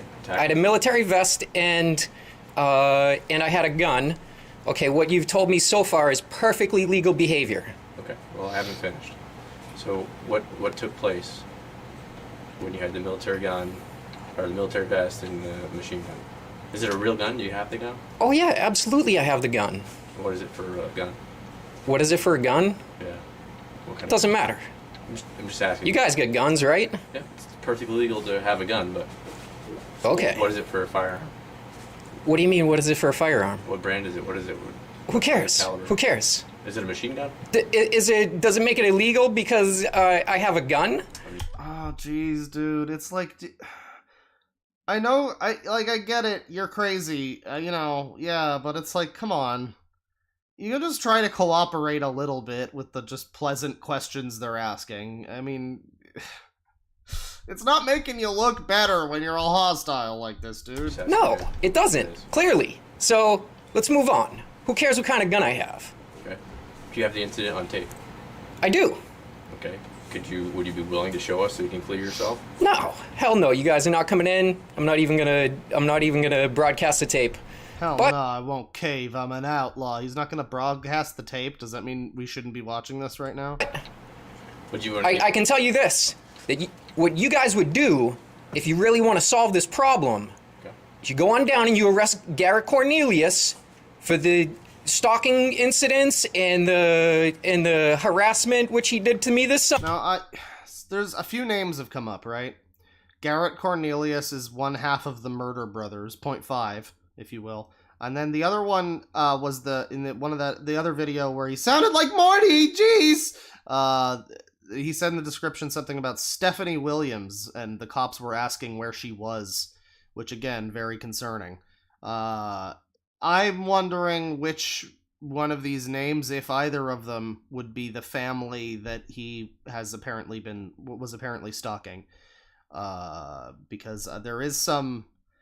I think, from what I remember, there's like one video that remains of that, but we'll get into that. But I do wonder if this is even related to that, or if it's just an entirely unfucking related. This dude more than just looks like Geralt. His whole life is just a series of different Witcher fucking short stories. Go arrest him and prosecute him for it. Now, if you guys don't do that, this is probably almost Steph is protecting Cornelius. Oh my god, chat member. Definitely gonna continue, but he was doing it again today. He was out there apparently feeding my dogs. It's unrelated, That's what he was doing. He walked down my street, my dogs didn't bark at all. They bark at everybody. Yeah, I'm just trying to get your sense. They bark at everybody, okay? He stopped, and I seen him through the window, and he turned around, and he was looking at my dogs. I didn't actually witness the feeding incident, but I know he was feeding them because they bark at everybody, and they especially bark at dogs, and he was walking his dog. Your dogs are just like you, completely undisciplined and insanely loud and annoying. That's cool. The only time that they won't bark at a person is if the person feeds them, that their face is full. And they didn't bark, but I seen Garrett on the street out there, and then he turned around. Again, is that a good defense? Like, my dogs are vicious monsters that will only not attack, only not bark and potentially attack or something if they're, being fucking stuffed with food. And he was watching my dogs eating, and he's like... And he's giving them a little nod, ha ha ha, yeah, you guys are fucking gonna just let me walk right into that house. And I caught him casing my house earlier this year. Okay, you know that he stalked me, that he chased me down the street with his brother who wasn't even supposed to be off of his property. The other 0.5 of the Murder Brothers? Okay, you guys have a report of all this already. And you guys haven't arrested these two. And then he came to my house with a rifle. And he had the rifle. He told me to take the videos down. He was gonna tell me how to live my life. Videos that I got in broad daylight in public, and videos that I got at night on my street, not even on his street, which was documentation of his brother having been off of his property when he wasn't supposed to be. Is he getting arrested in this video or not? Because somebody said this was right. Get the fuck out of here! Be gone now! Let me talk to you. Be gone! Be gone, fuck! Get off of my porch! You're now trespassing! Get off of my porch! Oh god! I bought all the mints and it didn't work out! Oh god, now I gotta get a gun! Be gone! Uh-oh. What the fuck? What was that? Trespass. He slammed the door? Be gone! He did. Be gone! Thought Crusader. Oh yeah, and incidentally, I did get it all on video, and my barrel's not aimed at anybody. I can charge someone with false report if I can see the video. Yeah, all right. You want me? Doesn't that make sense? If someone's lying. Well, this is the major problem with it is that my camera was on like a whiteout condition. Huh. If he's lying, so you're saying that it was Garrett Cornelius? I'm not saying it's anybody. There's other people. Who accused me of pointing my gun at anybody? Again, there's about 12 people that live in Bayview Apartments now. Okay, and did anybody say that I pointed my gun at him? That's what we're trying to figure out from you. Did anybody say, other than Garrett Cornelius, I have a right to face my accuser? They have accused me. That means I get to know right now who they are. If there's numerous people who have made false accusations against me, I get to know who they are. This is a kangaroo court, Rick. Oh, God. Tell me now. File me a report, I'll give you the information. I'll give you a video when you tell me who has false accused me. Yeah. Well, it is a false report. I do have the documentation. The dude is literally just like, okay, then show me, bro. And he's like, no. Okay, well, it doesn't matter to me. It doesn't matter to me. Well, you're gonna wind up in jail, probably. So that was kind of a cool video. Let's see here. Alex Jones, Town Kool-Aid, Mercury Lead, Arson, Fucking pig stalking me, as ever. Oink, oink, motherfuckers. Newport pigs deny rights to Revolutionary Son. Right. Pedophile pigs network with sex traffickers to abduct missing children. Is the penis a muscle? Have you ever heard anybody say the penis? Well, hang on. Okay, does he show a dick at any point in this fucking video? Hang on. Oh, God. Yeah, I think... No. No, okay, there's like a bodybuilder guy. Okay, I don't think he shows any dicks. There's no dicks. That's fine. Have you ever heard anybody say the penis is not a muscle? Well, as it turns out, the penis is a muscle. Now, it's not really a muscle, but it's... I thought it was a bone, dude. Part muscle. That's an exactly accurate statement. Right, so... At least a gain in the percent of the penis that was smooth muscle. You know, maybe they cut out some other part of it. And that's why there was this change in the percentage, but Choo! Choo! A large penis. And, I don't know, in my situation, I have just a hair under 8 inches penis length, and I have fair good girth. Good to know, guy. I'm sure that's true. Arsenic mass murder. This is 2 hours long. Government murder. A lot of murder ever since yesterday. Obama crime. Oh boy.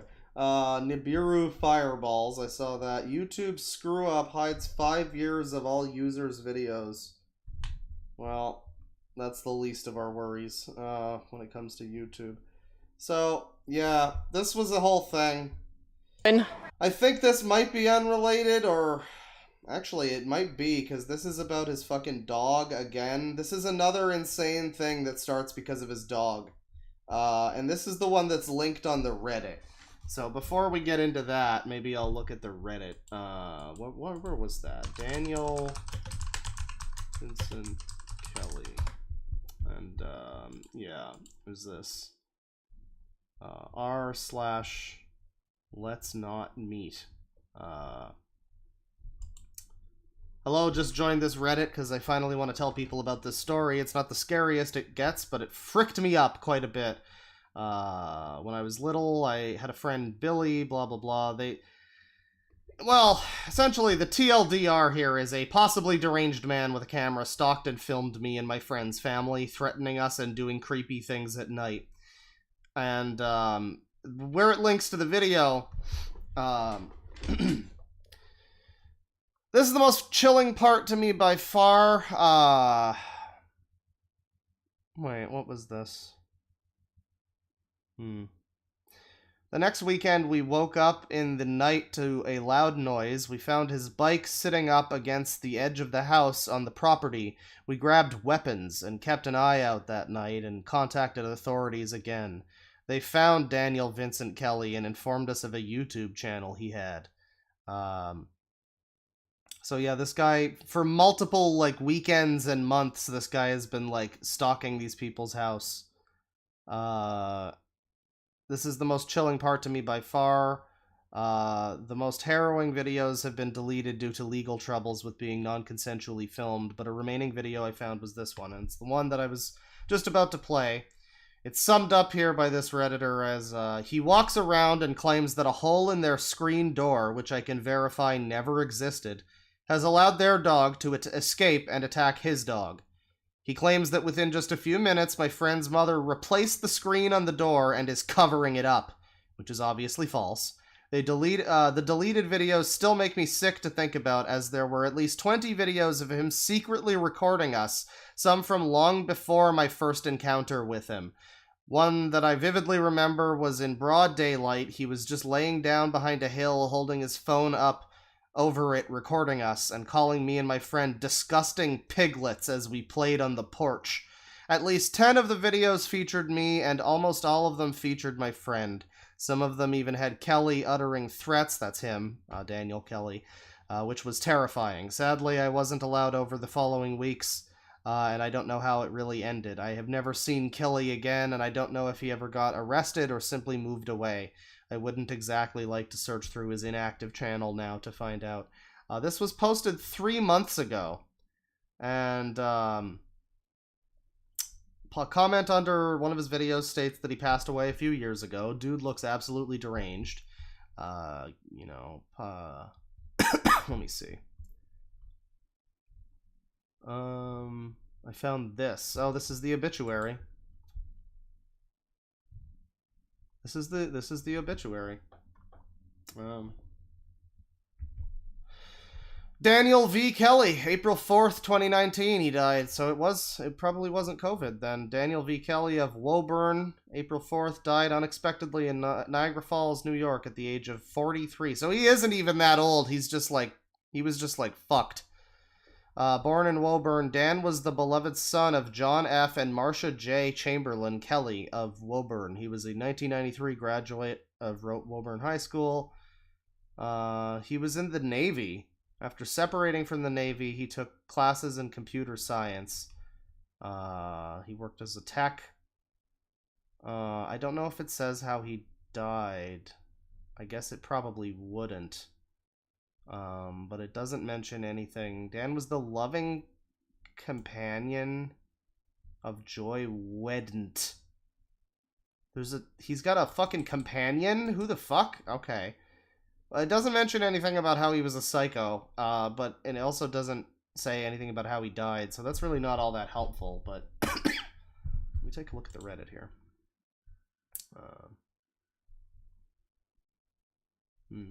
Yeah, not much else about this guy on this Reddit thing, but it's interesting that it was posted 3 months ago, so, I mean, I guess this happened a while back for this poster, but, oh god, he's got music? Hang on.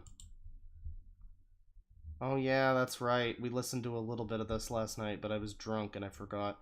Yeah, he made music. This is, Daniel Vincent Kelly on, Reverb Nation. Which is like a bootleg SoundCloud, I guess. Alright. He's got a Christina Grimmie cover. Simple Minds, Don't You Forget About Me. He does like covers or like remixes. Firebird Crashing. This seems like an original. Oh my god! Oh my fucking god! Holy fucking god! I'm glad you're dead! Oh, it's penis music! It's penis muscle music! What the fuck?!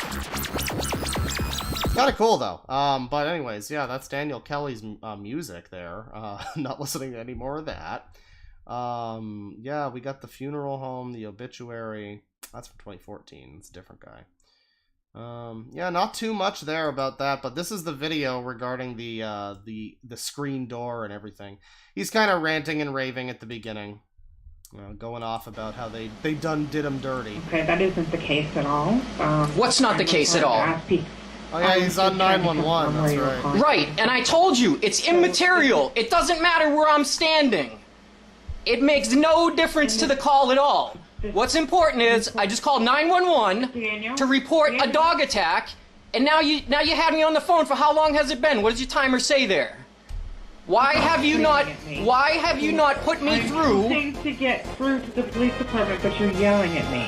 Okay, why have you not put me through to a cop by now? Every fucking thing is combat with this guy. I understand he seems like he's very of the opinion that something was done wrong to him, or whatever. But, like, man, calm down a little, dude. Oh, it's been at least 3 minutes that we've been on the phone. Daniel, you're screaming at me. So Sure I'm going to is. try to connect with the police. If you keep screaming, they won't be able to hear me. So he's trying to scream at the cops because of this situation with this person here.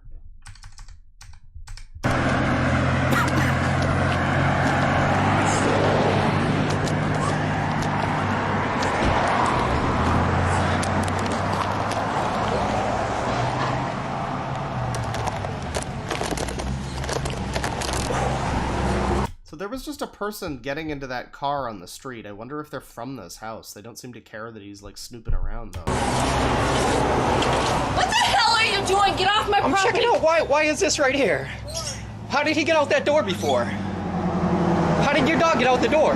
Get off my property. How did your dog get out the door? Get off my property. I'm getting off your property, but tell me how the dog got out the door before. Get off my property. How did the dog get out the door? Out of here. How did the dog get out the door? Why is it sealed now? Oh, you don't remember that your dog bit my dog a minute ago? Oh, really? This is turning into a Jabroni Mike stream. Oh, you don't remember your dog bit my dog? The chat's trying to gaslight me again. Cops are coming here right now. You better get real. Oh, you're just gonna totally forget about the whole situation, my dog getting attacked. You just add the word "cum" into this like 5 times, and boom, you go. There you go. I got something that this clips right into. Don't bother, Sean. The cops are on the way. You're useless. The cops will be here in a minute. You're garbage. You trash. Hey, don't fucking tell me I'm useless, because I'll tell you right now. You're useless to... I'll tell you right now. This situation... The fucking Newport cops don't give a shit. That's true. Don't get on my That's fucking true. ass. But they will make a report. And then I'll see you in court. Oh, you don't remember that your dog came out here and attacked my dog a minute ago? How old is your dog? You don't remember telling me that your dog was just a puppy? Your dog! So, yeah, the whole thing is... supposedly the dog jumped through this fucking fence, or, like, screen door, rather. And, like, there's no hole, and apparently she would have had to do this in, like, 2 minutes. She would have had to fix and replace the fucking screen door or something in, like, 2 minutes. Which fucking didn't happen, so... Oh, he is just a puppy now! Okay, how did I know that? Your dog looks full grown, doesn't he? Yeah, I mean... Not whatsoever! This is just some Yankee Doodle trailer trash, you know? You usually see this kind of thing in the South, but I guess that's what you get. So, the last thing I'll show from this guy before we move on, and I'll probably do another segment on something after this. The last thing I want to show is Daniel Vincent Kelly pleads not guilty. And this is from my NBC 5.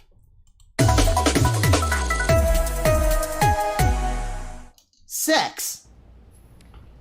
No, it was not, to say the least. Now, Kelly pleaded not guilty to several charges, including aggravated assault with a deadly weapon and reckless endangerment. But like you said, that plea didn't come very easy. On several occasions, he stated that he was not happy with the counsel that was given to him.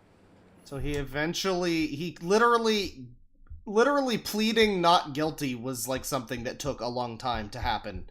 Like, that's usually the first thing. That's usually like a snap to say, like, oh yeah, I'm not guilty. Boom.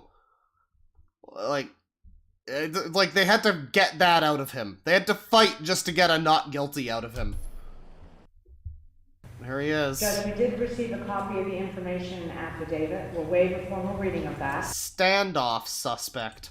The 24-hour rule, the other rule 5. I didn't agree to any of this, Judge, so I have no idea why she's speaking to me. Like, we didn't discuss any of this. I have no idea why she's saying that we're waiving. I actually don't even know what language this lady's speaking. I'm actually a native Portuguese speaker, and I'm also deaf. And so I'm just making weird mouth noises. And I don't know what I'm saying, actually. So if it sounds like English, Okay. David, like, this is not counsel. Counsel would tell me what it is that she wants to do. That was the first time of several instances Daniel Kelly interrupted the judge. I think, Mr. Kelly, for you to reach a conclusion that Ms. Jordan and her firm can't help you, these are very serious charges, so I would encourage you to, try not to interrupt me, please. It's alleged that on Tuesday night, Kelly confronted 3 people at an apartment complex on Pleasant Street in Newport. The victims involved say he was wearing full camo and had an assault rifle. Charges that he's facing. Yeah, like, this is not a thing that we can just kind of laugh off, is the thing, because this is something where there are people like this who are actually firing that gun, like, every fucking day now, at least once. And so it's not just like a funny haha, like, he had a little run-in with some people, or whatever. This is like a pretty serious thing, and the fact that he's fucking dead now, I mean, when was this post? This was 6 years ago. This was 2016. So, like, I don't know. Maybe he mellowed out a bit after that, but he seems to have stalked the family after that, so I don't know, really. But, yeah, no, this is pretty serious business. I don't think that, I wouldn't say something like it's a good thing that he's dead. I don't know. Maybe it's probably not. That's probably a little rude to say, but I don't know, man. This guy seems like he was probably nothing but trouble.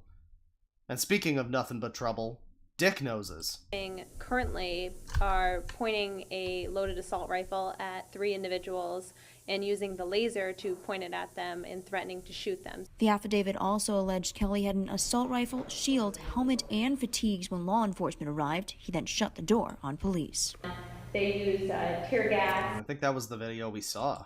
At some point, the defendant let his dogs out. Can I just say that everything that she's saying now has nothing to do with the crime that I'm accused of, which is the aggravated, aggravated assault. Okay, and I would also say that corpus delicti is going to demand that it be proven that there was some aggravated assault that occurred, but obviously it didn't, and I have been overcharged, prosecutor, have I not? I like his little face. He's got such a little... He kind of reminds me of Chris Chan a little bit. Over the course of the almost 9-minute arraignment, Kelly did enter a plea. I would just plead wholly innocent, and if you want to call that not guilty, then that's fine. Judge, I wasn't even pointing the gun. I was carrying the gun, and they misinterpreted artistically as me pointing it at them. I wasn't, I promise. Pinky swear. Now, the judge has ordered a competency test be given to Mr. Kelly, but for now, he's being held without bail in jail. Live in Newport, Jennifer Sheehan, NBC. Yeah, that's interesting. I mean, that's the last thing we'll be seeing from him tonight. Guy seems to be a weird gold mine of shit, because there's also a crazy blog that he used to maintain, where he was talking about being a political dissident and all this shit. So, very fanciful stuff. Very fanciful stuff. But we're going to move along. Let's see. He's knuckin' futs. So. Well, we have this. And, what's the most popular one here? It's that one. I don't know which one of these will be the worst. Well, I think once you see it, you'll understand. So this is Mystery Chef 1. Maybe some of you have seen this. This is a lady who has, she cooks, and she wears a mask. And that's her thing. I guess we'll watch her make a meatloaf in a crock pot. What does she got here? Maybe it'll be a good one, but, she's in a mask. Good morning, everyone. Welcome to Triple S Theta, Day 9. Today I am going to be doing a recipe for you. Finally, it is a meatloaf with roasted potatoes, but I'm going to do it in the crock pot. Is there a reason why you have to remain anonymous, ma'am? So I will put it together and put it in the slow cooker. Kind of like she said, slur cooker. It'll take all day, but I promise it won't be hours of video. It'll only be a few minutes. And I will get started now. Well, she's gonna make this thing, right? And she's gonna be in a fucking mask. Well, she's probably not wearing the mask. It's just the beginning and end, I guess. I mean, okay, it's kind of hard. Well, I say it's hard to fuck up Meatloaf, but Iron Wrath did that all the time. I mean, I think this is gonna be probably... This looks like fine Meatloaf. This lady might not even be a bad chef. I don't know if I don't know if her chefing is particularly bad. Maybe some of these older ones might be. There's the... Oh my god. This is the drunk turkey. Hi everyone. It's that time of year again. It's the holidays. I'm going to show you how to do a very simple turkey that is so moist and so easy. You put it in the oven, you let it slow cook overnight, and when you get up in the morning, it's done. That's pretty cool. That's, you know, that sounds pretty nice. You know, I like a good turkey. You know, yeah, I like it if it's good and moist. You know, you don't want to overcook it. Then it winds up all, you know, dried out. And I mean, that's okay if you've got gravy and, you know, I mean, you can make that work, but I don't know. I think the more important question, why do you got that fucking crazy mask on?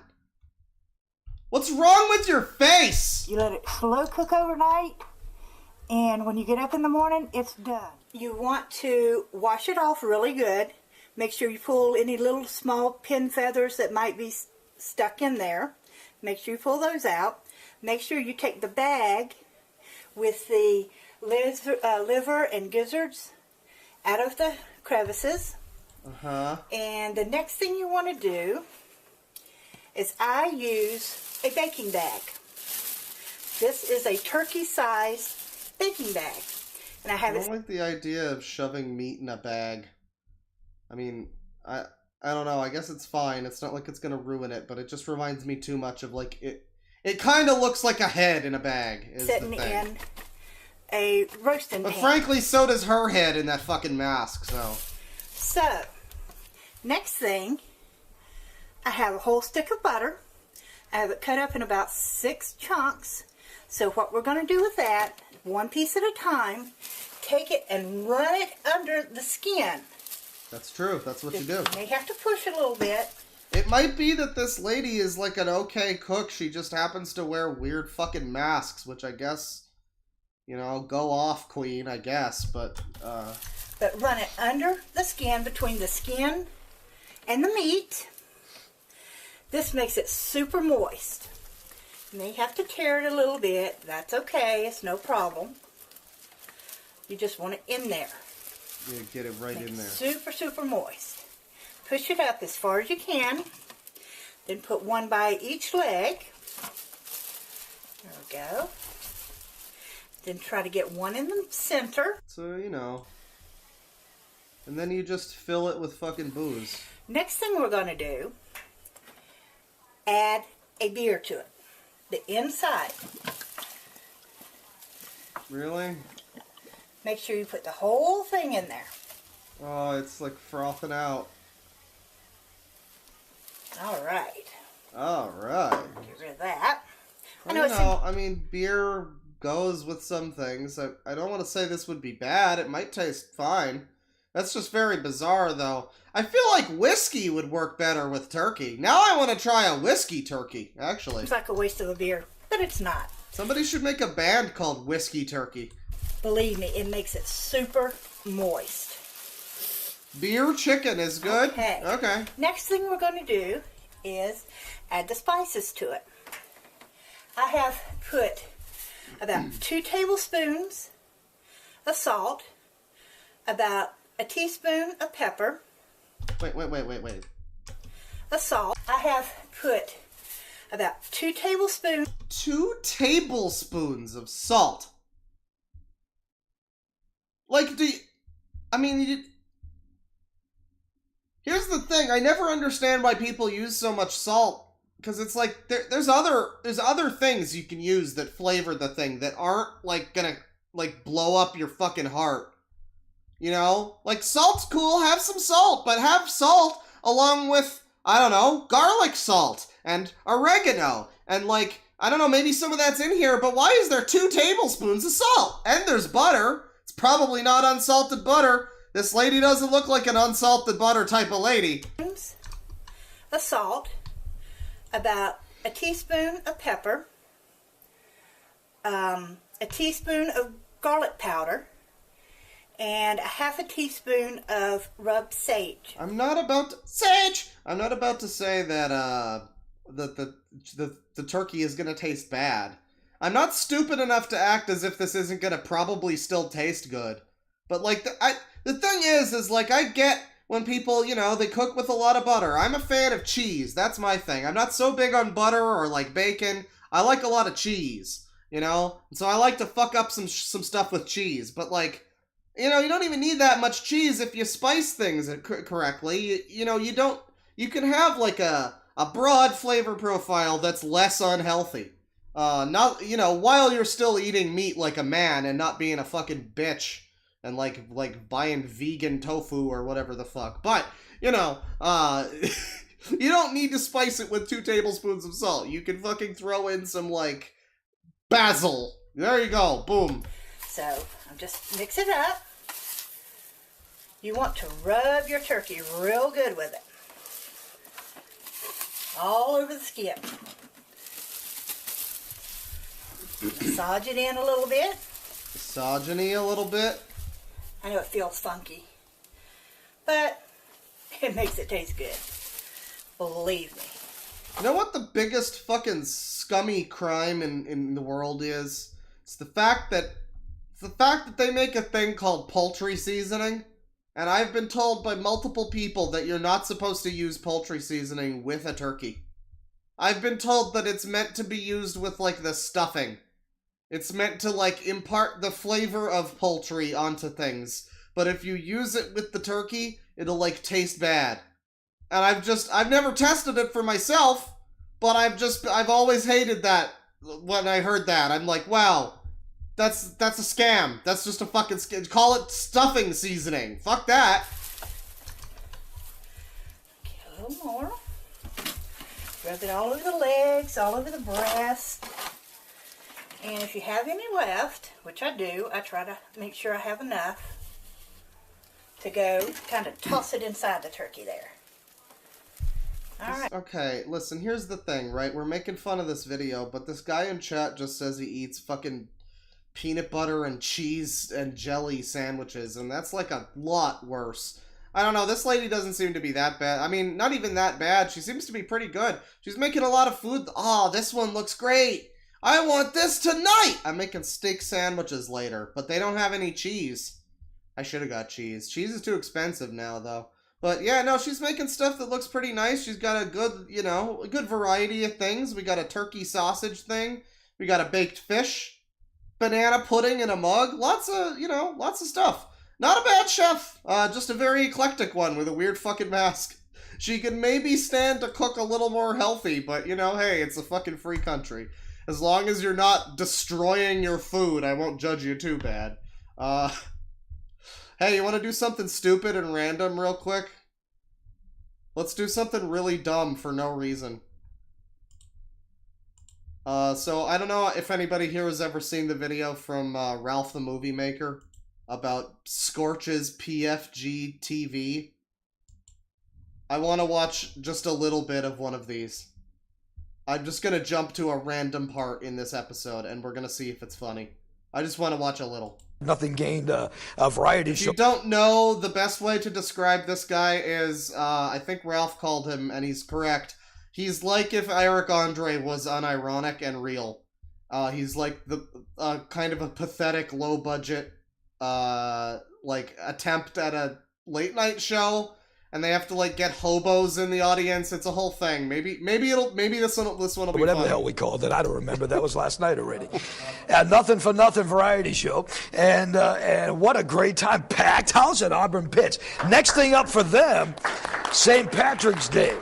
So Pat what are we doing do because he's actually standing in the crowd tonight. Do we get, He like, wanted to. Do we get like a guest or something? Is it just okay? We got some people here. He's just like talking from his throne for like an unbroken like 10 minutes, and then we get a guest over here on this like a fucking clown car of guests on this couch. Talk more about that soon, but good for you for doing what you're doing with this event. You know, I mean, I think it's great. Good cause. You know, and so explain the whole thing. First of all, explain what the event is and what it's called, and then we'll get into some of the more specifics of it. It's just a benefit to, for the girls, raise money for their walk, and they can probably explain it better. But also, Oh my god, you really got these fucking people on this show? Are you like really? I mean, I guess that's nice. Benefit their walk, sure, but like, come on, dude. We're putting on a show here. What is this? This is like the fucking. There's like this show in a place I used to live. They had this like local cable show where it was just this like for the full afternoon. It wasn't like news. It was like a fucking public access like power hour where you just had this host being like, "Hey, and so here's the guy who runs the flower shop. Why don't you tell us what blooms are in this season?" And it was like, that's the kind of guest you bring on there, not Scorch's PFG TV. I still don't know what the PFG stands for. Pig fucking gun? I don't know. Days. Back when I used to get... This is like his Andy Richter, by the way. This is like one of his co-hosts. I used to peek in with Nick. I didn't really peek in when he was taking a shower. I would open the curtain, and he'd have an audience full of people going, "Hi, Nick." You know, so... I am an exhibitionist. So we got this like clapping in this audience, and it's like, it's fake. At least it's mostly fake. Try to listen. There's this one guy in the audience. I say guy. There's this one audience sample that Scorch or whoever's doing his audio likes to use, which is this guy going, "Yeah!" And I don't know if you'll hear it multiple times tonight, but just listen for a faint in the background, "Yeah!" sometime. And that's like your clue that most of the audience, it's like, I think a lot of the time when you hear a laugh track in something, it's fake. At least nowadays. Back in like the 70s, they actually did the live studio audience thing. But like with a late night show, I think the laughter usually is from a real audience. So that's a little embarrassing. The man has the world's longest website I have ever seen in my life. Thank you. But he agreed I can just put it on the screen as .com, and he's going to let you figure out exactly what the rest of it is. One of the best snowcross racers around, and this is a very cool thing. We've never had snowcross racers on the show. His name is Jake DaSilva. Give it up, my friend. Snowcross racer. That's cool. Have a seat, my friend. We don't need to have a camera angle of this guy coming out or any music or anything. Just keep focusing on Scorch over here. That's nice. What's up, man? Nice to have you here. God, you can imagine how fucking awkward it is, because this fucking laughter is the only thing that makes this seem less crazy. Because the actual thing, it's like, this is essentially that episode of Seinfeld where Kramer had the fake talk show in his living room. He just fucking hosted the fake Merv Griffin show. DaSilvaRacing172.com, and I see you're wearing your little DaSilva Racing 172 shirt. How did the whole snowcross thing come about? How'd you get into that as a fun thing to do? Well, my dad and uncle had a race team for snowmobiles on drag racing on the ice. I guess this is like a vaguely interesting guest. I don't want to listen to him talk, but like, he's like better than the fucking benefit for the AIDS walk or whatever. Mountain.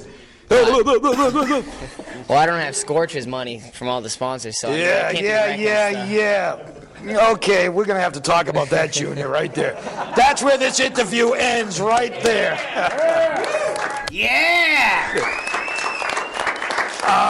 So it's DaSilva. Why was there a clap? That was really awkward. What the fuck? We're going to have to talk about the cross derby and it. So the guy made a joke about his sponsors. Doing your thing. I think this racer guy is just like clowning on Scorch. Biff, you give him a nice crack in the head. Foam over the railing, down the mountain. Well, I don't have Scorch's money from all the sponsors, so Yeah. And this guy gets like visibly upset and he like He's like, oh boy, he's like withdrawing. Okay, we're gonna have to talk about that, Junior, right there. That's where this interview ends, right there. And he just ends it and plays it off like that's a joke or funny. Is this actually? It's also reminding me of Pop Quiz Hot Shot when it would be like, if you don't remember, that was Doug Walker's fucking game show, and he would have these like terrible jokes, and it was like I don't think that one had a laugh track because it was like a Doug Walker thing, but it felt like it needed one because the jokes were like imagine this without the laughter. That's how that fucking went. So it's DeSilvaRacing172.com. What can people see videos of you and stuff like that? There's pictures, videos. There's all our sponsors, like you say here. And they can very funny. Look at our results, our schedule, where we'll be racing next, and what's going on. And don't forget to support their sponsors, because Lord knows he needs money. Wow, this is like this dude starts trolling Scorch with the sponsors. And by the way, from what I remember, his sponsors, he has like Lucky Buddha beer. That's his one big sponsor. And he has like a couple others that like slowly he slowly loses them over the course of time. I don't know if he's even still around, still doing this, but he was doing this for a long time. Wait, while you're on your page, while you're on Jake's page supporting his sponsors, support me too, okay? Because yeah, make sure to click on all my ads too, by the way. Let's jump ahead. Do we have another guest or? Oh, this is the sponsor shilling segment. Here we go. Yep. Sponsor break! Oh God, I'm spons! Jesus Christ, that's horrible. That was very loud and unnerving. Once again, we got to give thanks to New England Subaru dealers.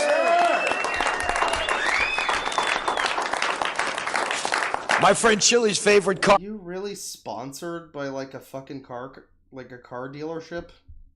Like, do they even know that they're sponsoring you?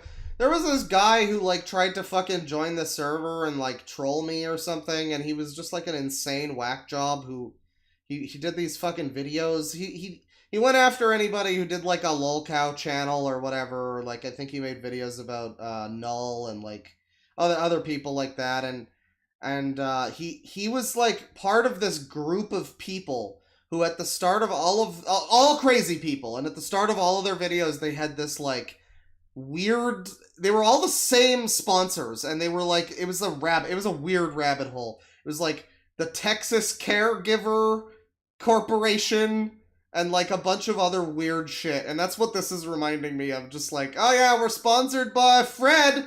Yep, Freddy, he works on the street corner, he sells crack. Yep, Freddy's sponsoring us.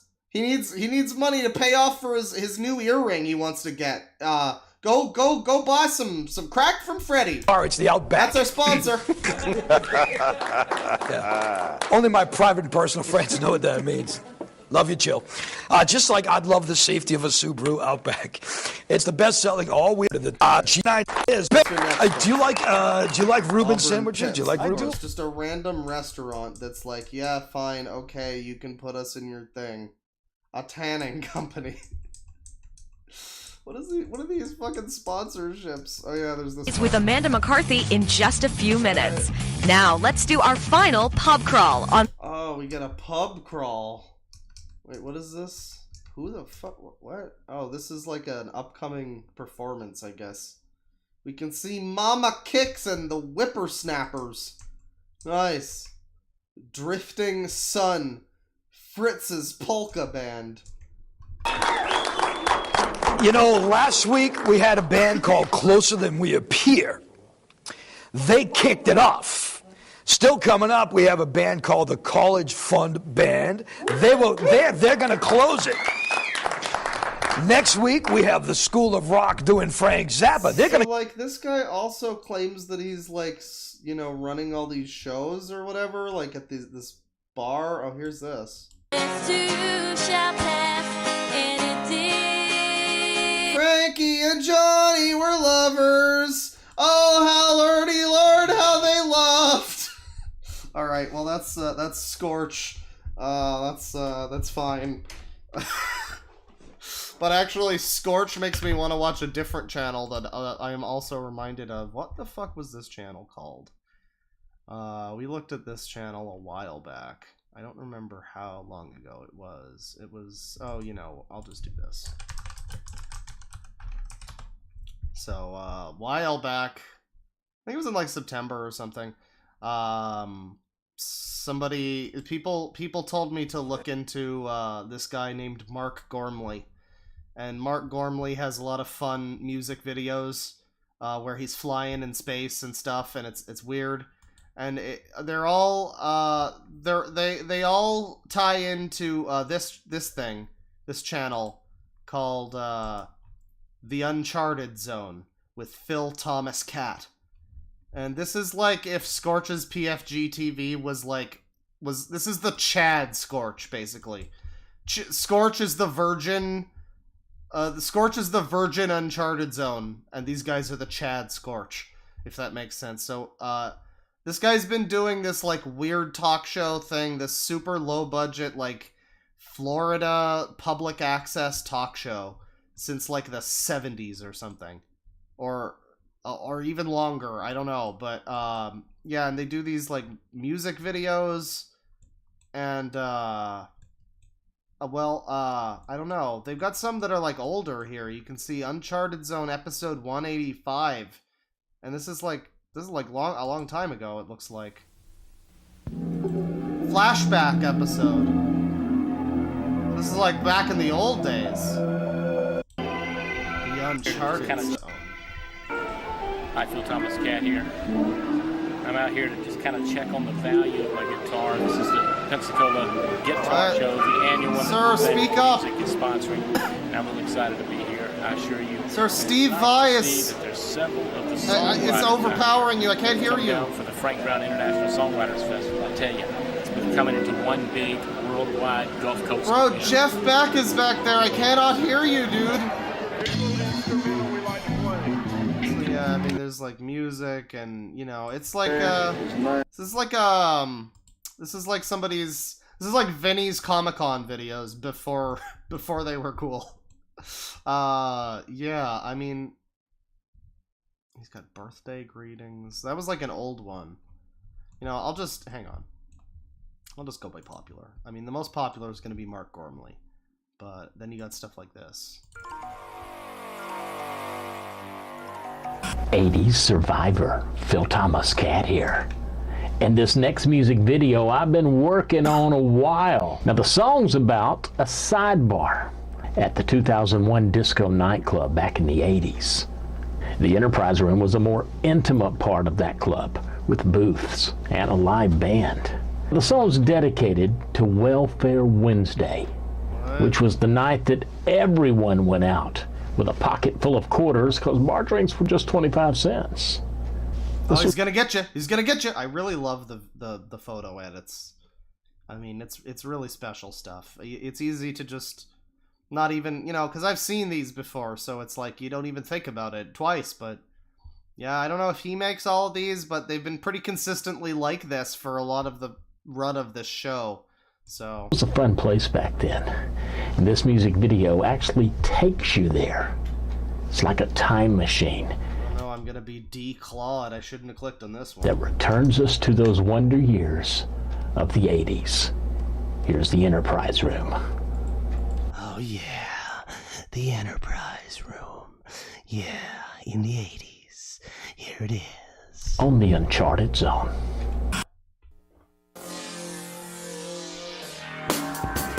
I've been watching you, girl, from across the room. I sure hope some people in chat have never seen this channel before, because yeah, this is pretty special. You look so good, I can't take my eyes off you. You know, the Star Wars prequels almost look as good as this. I've been watching you dancing. I really dig those moves. You shake so good, I can't take my eyes off you. This is the domestic Tommy Wiseau. This is like if we if we didn't import Tommy Wiseau, this is the one that we had fucking growing in a test tube in Florida. So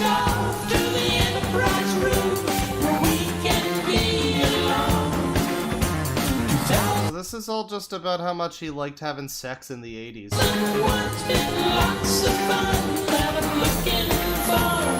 I like the 1 second of Wind Machine though.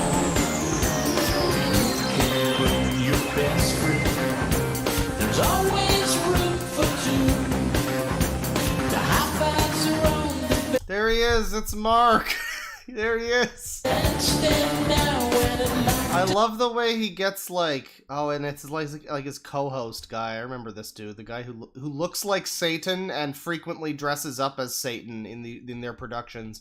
I like that these are all just people who, these are all previously covered. Well, at least these two guys are guys that have been on this channel before and like had their own music videos or whatever. And so I assume this is just like clip art that he cut out these guys, you know, and just like, oh yeah, I'll slap you into this video too, and you could be in the background. And like, I guess it's like if they made memes without, I don't know if this is if they're intentionally making memes. That's the thing. dance with you.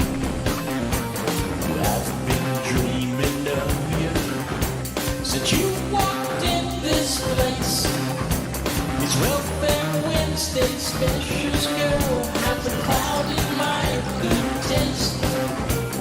Let's sneak off to the Enterprise room. I'm kind of not hating this. I mean, it's a lot better than Daniel Kelly's penis music. This has kind of got like an early Arion vibe if it was about STDs. We can be alone. 2001's been lots of fun. They're looking for a song. He's grooving. He's Big Tom. He's moving. Meanwhile, Mark Gormley's going crazy on the guitar back there.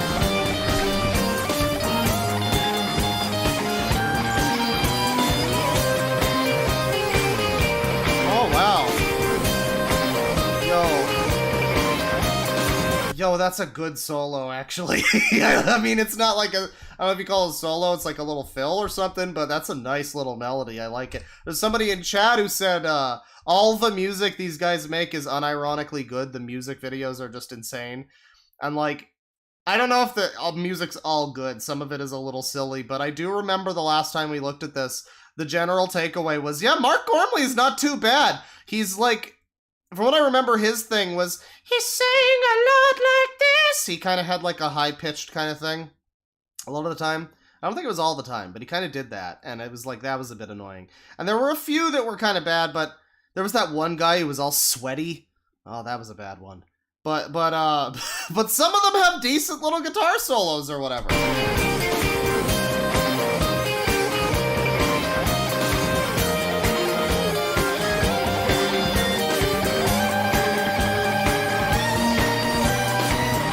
Oh yeah, that's most likely, that does not look like that's what was being played at all, no. Yeah. The guitar solo was happening separately of the guitar video that we were looking at, but it was pretty nice whenever it was played by whoever was playing it.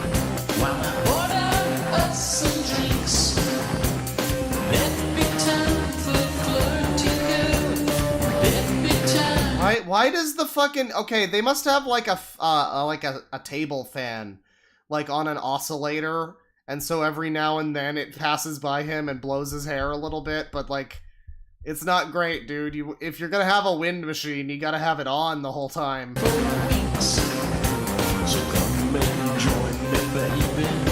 You think, okay, are these people who sent in their like dancing footage, maybe, are these people he knows, or are these just like clip art people? Because there's every chance that they could be.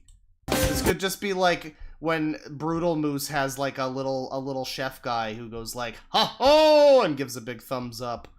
Like, these could just be stock footage people, or they could be like Uncharted Zone loyals, you know? Have a real good time. I know that there'll be magic. My senses never lie. Let's sneak off to the Enterprise room. So if only we could go to the Enterprise room and have sex. That was cool. Popular here. Let's do like another one. Let's do something, because there's so many on here that you know, that I like. I'm never gonna see them all, but I want to see some of them. Oh, this looks evanescent in tone. Love it like you should. Hi there, the impressed Phil Thomas Cat here, and this next music video is by a great band out of Michigan. Now they're a touring band. They were playing cities like Atlanta, and on their way from Atlanta to Austin, Texas, they decided to stop by the studio and shoot a music video. The tune's from the Arms Forest CD, and I dig the song. Here's Sound the Silent Alarm. Alright, well, we got like a weird sort of, it looks like a tapestry or something. I like this album art. That's promising. This could be good. They have a weirdly decent track record for actual music on this channel, so this could be something good. By the Hard Lessons on the Uncharted Zone. Oh my god. Why do they all look like this? Rivers in a dry land. Oh boy. Yeah!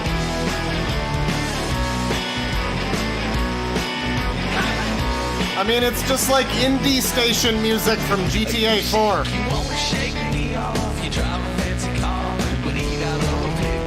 This is good! Fuck this channel! Fuck this channel for being the best thing ever, though, because, like, it's got decent fucking music that ranges from, like, funny bad to, like, actually pretty good, and then the videos are all the best thing that you've ever seen, so it's, like, a really good package. I really fucking endorse Uncharted Zone, dude.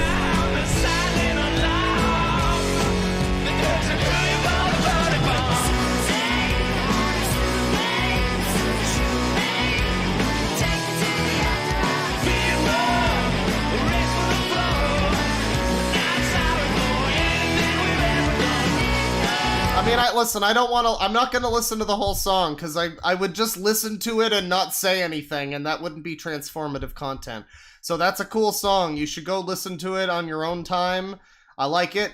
I support it. I endorse it. I endorse this whole channel, man. Go subscribe to the Uncharted Zone. Or maybe don't, because they do upload a lot. I mean, I don't know about subscribe, but go watch a lot of their videos, man, because, man, that's all gold. It's all gold. That'll do it for Uncharted Zone, though. Do I have anything else for today? You know what? No, I think that'll do it for the stream. I have a few other things I want to save for another stream, maybe tomorrow or something. But yeah, let me queue up some super berries here. Put on some music, maybe. What do I want to do?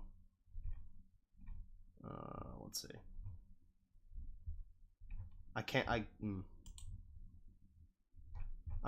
Listen.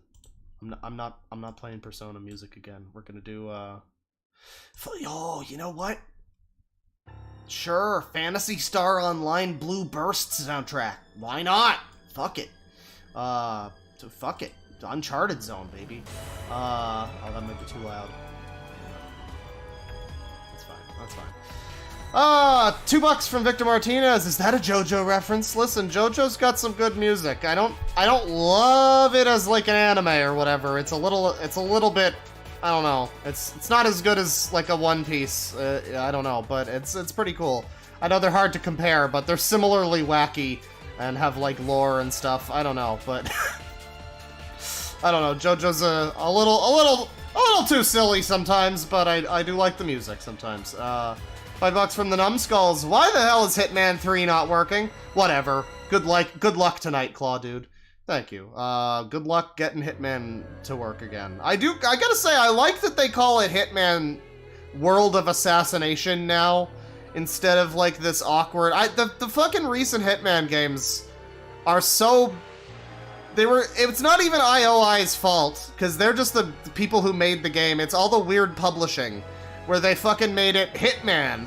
Just remake Hitman, you know, Hitman 20, the people call it Hitman 2016, but the actual name is just Hitman.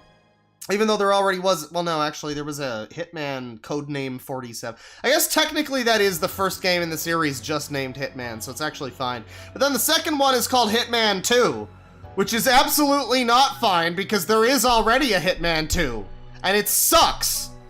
And then the third one was called Hitman 3, and there is already a Hitman 3, and it's really good! And also, they fucking completely botched the releases, too, because, like, they had, like, multiple fucking payment plans and tiers, and it was so bad. It was like, just give me the game. The fucking first one launched where each level was its own separate launch, and it was, like, piecemealed to people. It's like, Hitman is... The new fucking series of Hitman has only become more playable as it has gone along. It was a fucking insane nightmare when it first came out. From what I've heard. I got into it around 2018, when the second one came out. But, man... They just fucked that up at every stage in terms of publishing it. And only now is it just, hey, it's Hitman, the World of Assassination. It's all 3 of the recent games. It's all of the levels. It's freelancer mode. It's everything. And it's like under 100 gigs now, too, I think. Fucking, I don't like freelancer so much right now, but man, Hitman, IO Hitman, 2016 Hitman, whatever we're calling this series, the new... World of Assassination, really good. Go buy it. Go give them your money. $2 from C. Gazpacho. Is that a reference? Never. I wouldn't do something like that. $20 from Just Nate. Hey, Claw Papa. Finally caught a live stream, but can't stay. I enjoy your content, and I hope you and Chad and everyone have a wonderful day. I hope that they all have a wonderful day as well, and you as well, and me. I don't get to have a good day until I finish my job. I've still got work to do. I've got to finish the fight. And by that I mean I gotta go make steak sandwiches after this. But yeah, no. Thanks for stopping by. Hope you you know, I don't know if this one is gonna stay up in any capacity. It'll probably stay unlisted at least, so you can watch the VOD later if you miss this one. But yeah, thanks. $2 from Swubby. Wub wub wub. I never got into the dubstep so much. It's like in that Stardust Crusaders song, you can do a couple of wubs and I won't hate it, but you can't have too many wubs. You can't go full Skrill. What's funny is that the original, the guy who's, I think they're trans now, I'm not sure, but the person who's frequently credited with originating dubstep music, or at least popularizing it in its original form, was Burial. This is like a British artist, and Burial's actually really good. It's really not what you think of as like dubstep at all. I haven't listened to Burial in like a decade, but I remember being like blown away, like, this is technically dubstep? Okay, it was like very lightly wubby, you know, it was very pay money wubby. It was just very light, you know. It was kind of like standard electronica, you know. It was pretty good stuff. So there's probably still good wubs. There's some good wubs out there. £2 from Big Chungus. My friend Sakondees watches your videos. Oh, what about your friend Nicholas Gurr? What about him? Is it his birthday? You want me to shout out your friend Nicholas Gurr? Or Nick for short? That's a happy birthday to him, and Sagondees. $5 from Milady Class. Hey, Claw, I suggest you look into Bosher Studios 254. He's a weirdo from the Thomas the Tank Engine fandom, one of 2. And then $10 from Milady Class. I got introduced to him through someone I watch sometimes on YouTube called Queen Serafina. If you look in the comments on her vid, someone posted a comment explaining who he is and how he became infamous. Well, I think I've looked into him before, but if there's some explanation about that, I might look into that. I've never heard of Queen Serafina. Maybe I will, I'll give her a look. You know, I don't know. I don't know if any of this at a glance is something that I would be interested in, but you know, I'll look into what you said. I think I have looked at the Bosher Studios guy though. That sounds familiar. Then $2 from a lady class. Where is the girl in the pink shirt from? The girl in the pink shirt. Oh man, I'm not sure. That was probably far too long ago for me to remember, dude. It's a whole 2 hours ago. $5 from CJ Halliday. Hey, keep it up, homie. Thank you. $2 from Autistic Wolf. His name is Yamcha, Bulma's first love interest. Okay. Yeah. I mean, I've heard of Yamcha. I didn't know he looked that way. I thought he looked... I guess I just thought Yamcha looked different. I don't know. I don't know much about Dragon Ball. I tried at various times watching it and reading it, and I always just kind of bounce off of it. It's got nice art. It doesn't have the thing that most manga has where it's, like, basically fucking impossible to tell what an action scene is without looking at it for, like, 2 minutes and going, oh, yeah, there's, like, a leg there? Okay, I think I get it. It's a lot cleaner because it's Toriyama, but, you know, I don't know. I'm not super into the story. $5 from Let Me Die! Remember the time Naoki Urasawa made Walt Disney out to be a Nazi sympathizer in Billy Bat? I don't know. I'm not immediately aware of who that is by name. That might have been... Is that... Wait. That sounds familiar. Motherfucker. Oh, it's the... Yeah, it's the monster guy.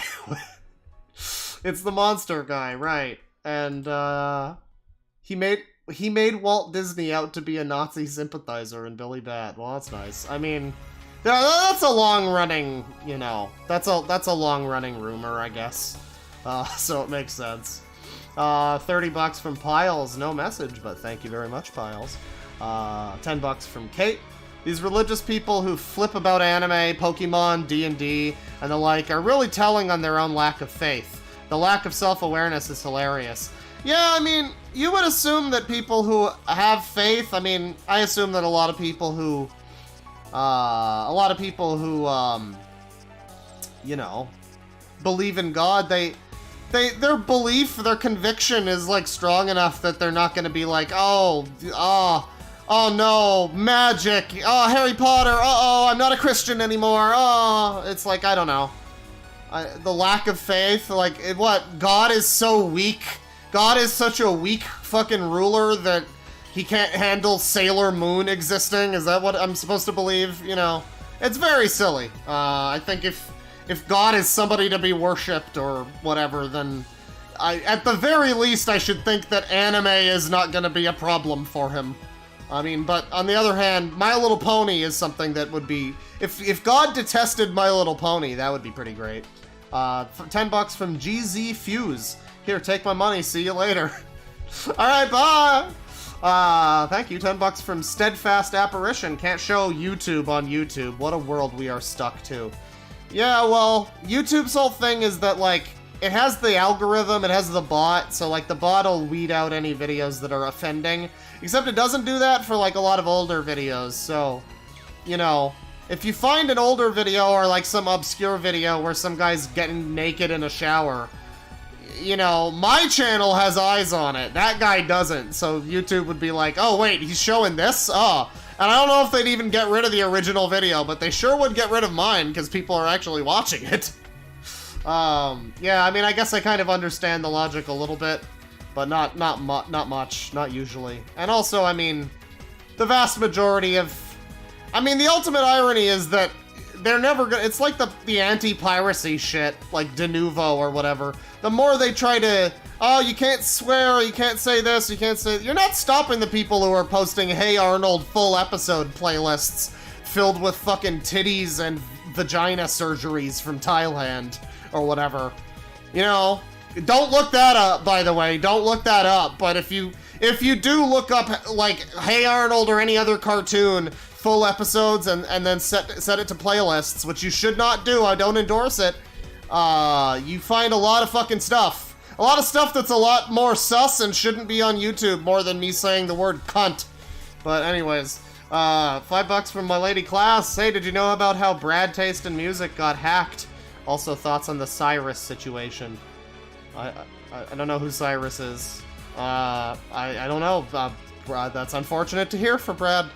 I think I did hear about that. Yeah, I vaguely heard. Wasn't it that fucking singer? Like, Falling in Reverse or whatever, who's like a psycho, like, murderer and a pedophile or something. I think that might be what it was. I know he's been, like, beefing with him. I don't know, but, you know, best of luck to him. $5 from Steadfast Apparition. The mask adds mystique. Yeah, I mean, that's the special ingredient, really. That's what makes the food special. $10 from J Spike. Show Gail Cord Schuler and her insane channel, but also her strangely not insane cooking channel. That's a good one. Whenever I do the wheel of the worst net, what am I calling it? The wheel of trash. Whenever I do that next. Whenever I do the wheel of trash next, I'm hoping we land on our old friends spot, because I have been wanting to look at Gale again. It's been a while. There are a few old friends, actually. Somebody reminded me of fucking Jared Genesis Alpha Man, if you remember him. The guy, he was like a pedo, and he always had his shirt off. He was a weirdo. I don't know. He got in fights with EFAP or something. I don't know. I haven't fucking followed him in like 4 years or something, but he's a fun one. Let me see. $5 from Timmy Bromeisel. Scorch moved to area of the United States, and he is now a hard rock DJ who ruins my morning with his insipid commentary. Oh no. Oh, so he like moved near you, and now who would hire him? Oh, Jesus Christ. I'm so sorry to hear that. But that does make sense, though. He does sound like that kind of, hey, what's up? It's Dickhead and Fucko in the morning. You know, he seems like that kind of guy who would play like 15 sound effects in a row that are all just dog farts and like train whistles and shit. That kind of fucking shit. Good God. My condolences for your loss. $2 from Dolphin Jelly. Streams need to start with Phil Thomas Cat music. The majestic Phil Thomas Cat here. Yeah. I mean, some of the music on his channel is so decent that I could start a stream with it. That fucking last one that I left off on, that was like the indie rock one, I really like that. I have to go find the name of that band and look them up, because they're pretty good. $5 from Krug the Grug. Everybody who's worked a warehouse job knows a Phil Thomas Cat. They always want to talk about your gear at every lunch break. Yeah, he does seem like that type. He seems like he'd work in a guitar store or something. $2 from Mostly Dead Daniel. Haven't donated in a while. Here's a coffee. Well, thank you. I don't really drink coffee, but I'll buy a thing of Sunny D with it. $5 from Dreadful Star. I watched this instead of working on my thesis. No! The thesis bad! Go do it! $2 from Victor Martinez. No message, but thank you, but it's in reverse. That must have taken you a little bit to figure out how to write that, or maybe you put it into like a reverse text thing. Either or. Thank you. $5 from Milady Class. Pink Shirt Girl is the girl with the accent from the anti-anime Christian video. By the way, they get... Oh yeah, they do! I did skip over it. They get anti-gay in the video. There is a part in the video where they kind of... I forget what it was. They equate like... I think it was like they equate... I forget what it was. They equate something insane to being gay or bi. It's like, I don't know, like suicidal thoughts or something weird that's like, oh God. Something that was like a real moment, but, let me see here. Oh, you're asking where the girl in the pink shirt is from? Well, I don't know. She said, she might have been like, you know, Mexican or some kind of, some genre of Asian, I'm not sure. I'm not out here to speculate, but yeah, they seem to all be very happy and very diverse Christians, you know, that's the important thing. And their kids are all very, very unhappy. That's the more important thing, and should hopefully be dealt with, but probably won't be. But anyways, you know, I gotta say, I looked up who Naoki Urasawa was, because I didn't remember the name off the bat, and I just noticed out the corner of my eye, you know, the people also ask thing on Google. The bottom one on people also ask is, why is Naoki Urasawa so good?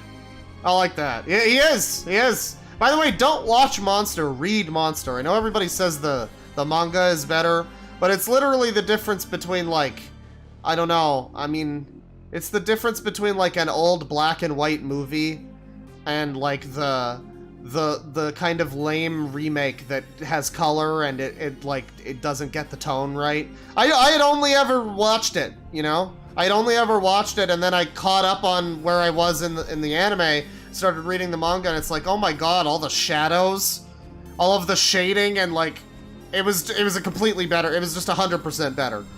Read it, don't watch it. The anime is good enough, you know, it's fine. You can... I guess get the same experience, kind of, but it's not the same. It's not the same. And also the dub is a little not great. It's got Liam O'Brien, but he's a little overacty, and it's got a bunch of people that sound like my age that play old people, so that's annoying. But yeah, let me see here. Yeah, that'll do it for the stream. Thank you everybody for stopping by. I might try to hit you up live tomorrow with another Wheel of Trash, because it's been a little while. We'll do some randomized garbage. I have to change some of the entries on the wheel, because again, it's been a while. But yeah, let me, just fade that out here. That's fine. We don't need to do like an outro song or whatever. Thank you everybody for stopping by. Take it easy. Penis. Don't murder anybody. Don't stalk anybody. You know. Don't point guns at people. You know. Don't wind up like that guy. Don't shove peroxide Q-tips full fucking up to the fucking hilt up your nose. Don't ever do that. Oh, just imagine what... He probably uses that in his ears, too. Oh, man. You think he washes his hair with the peroxide? That's why... Well, not anymore. Now he's fucking dead. Anyways, thanks, everybody, for stopping by. Take it easy. Penis.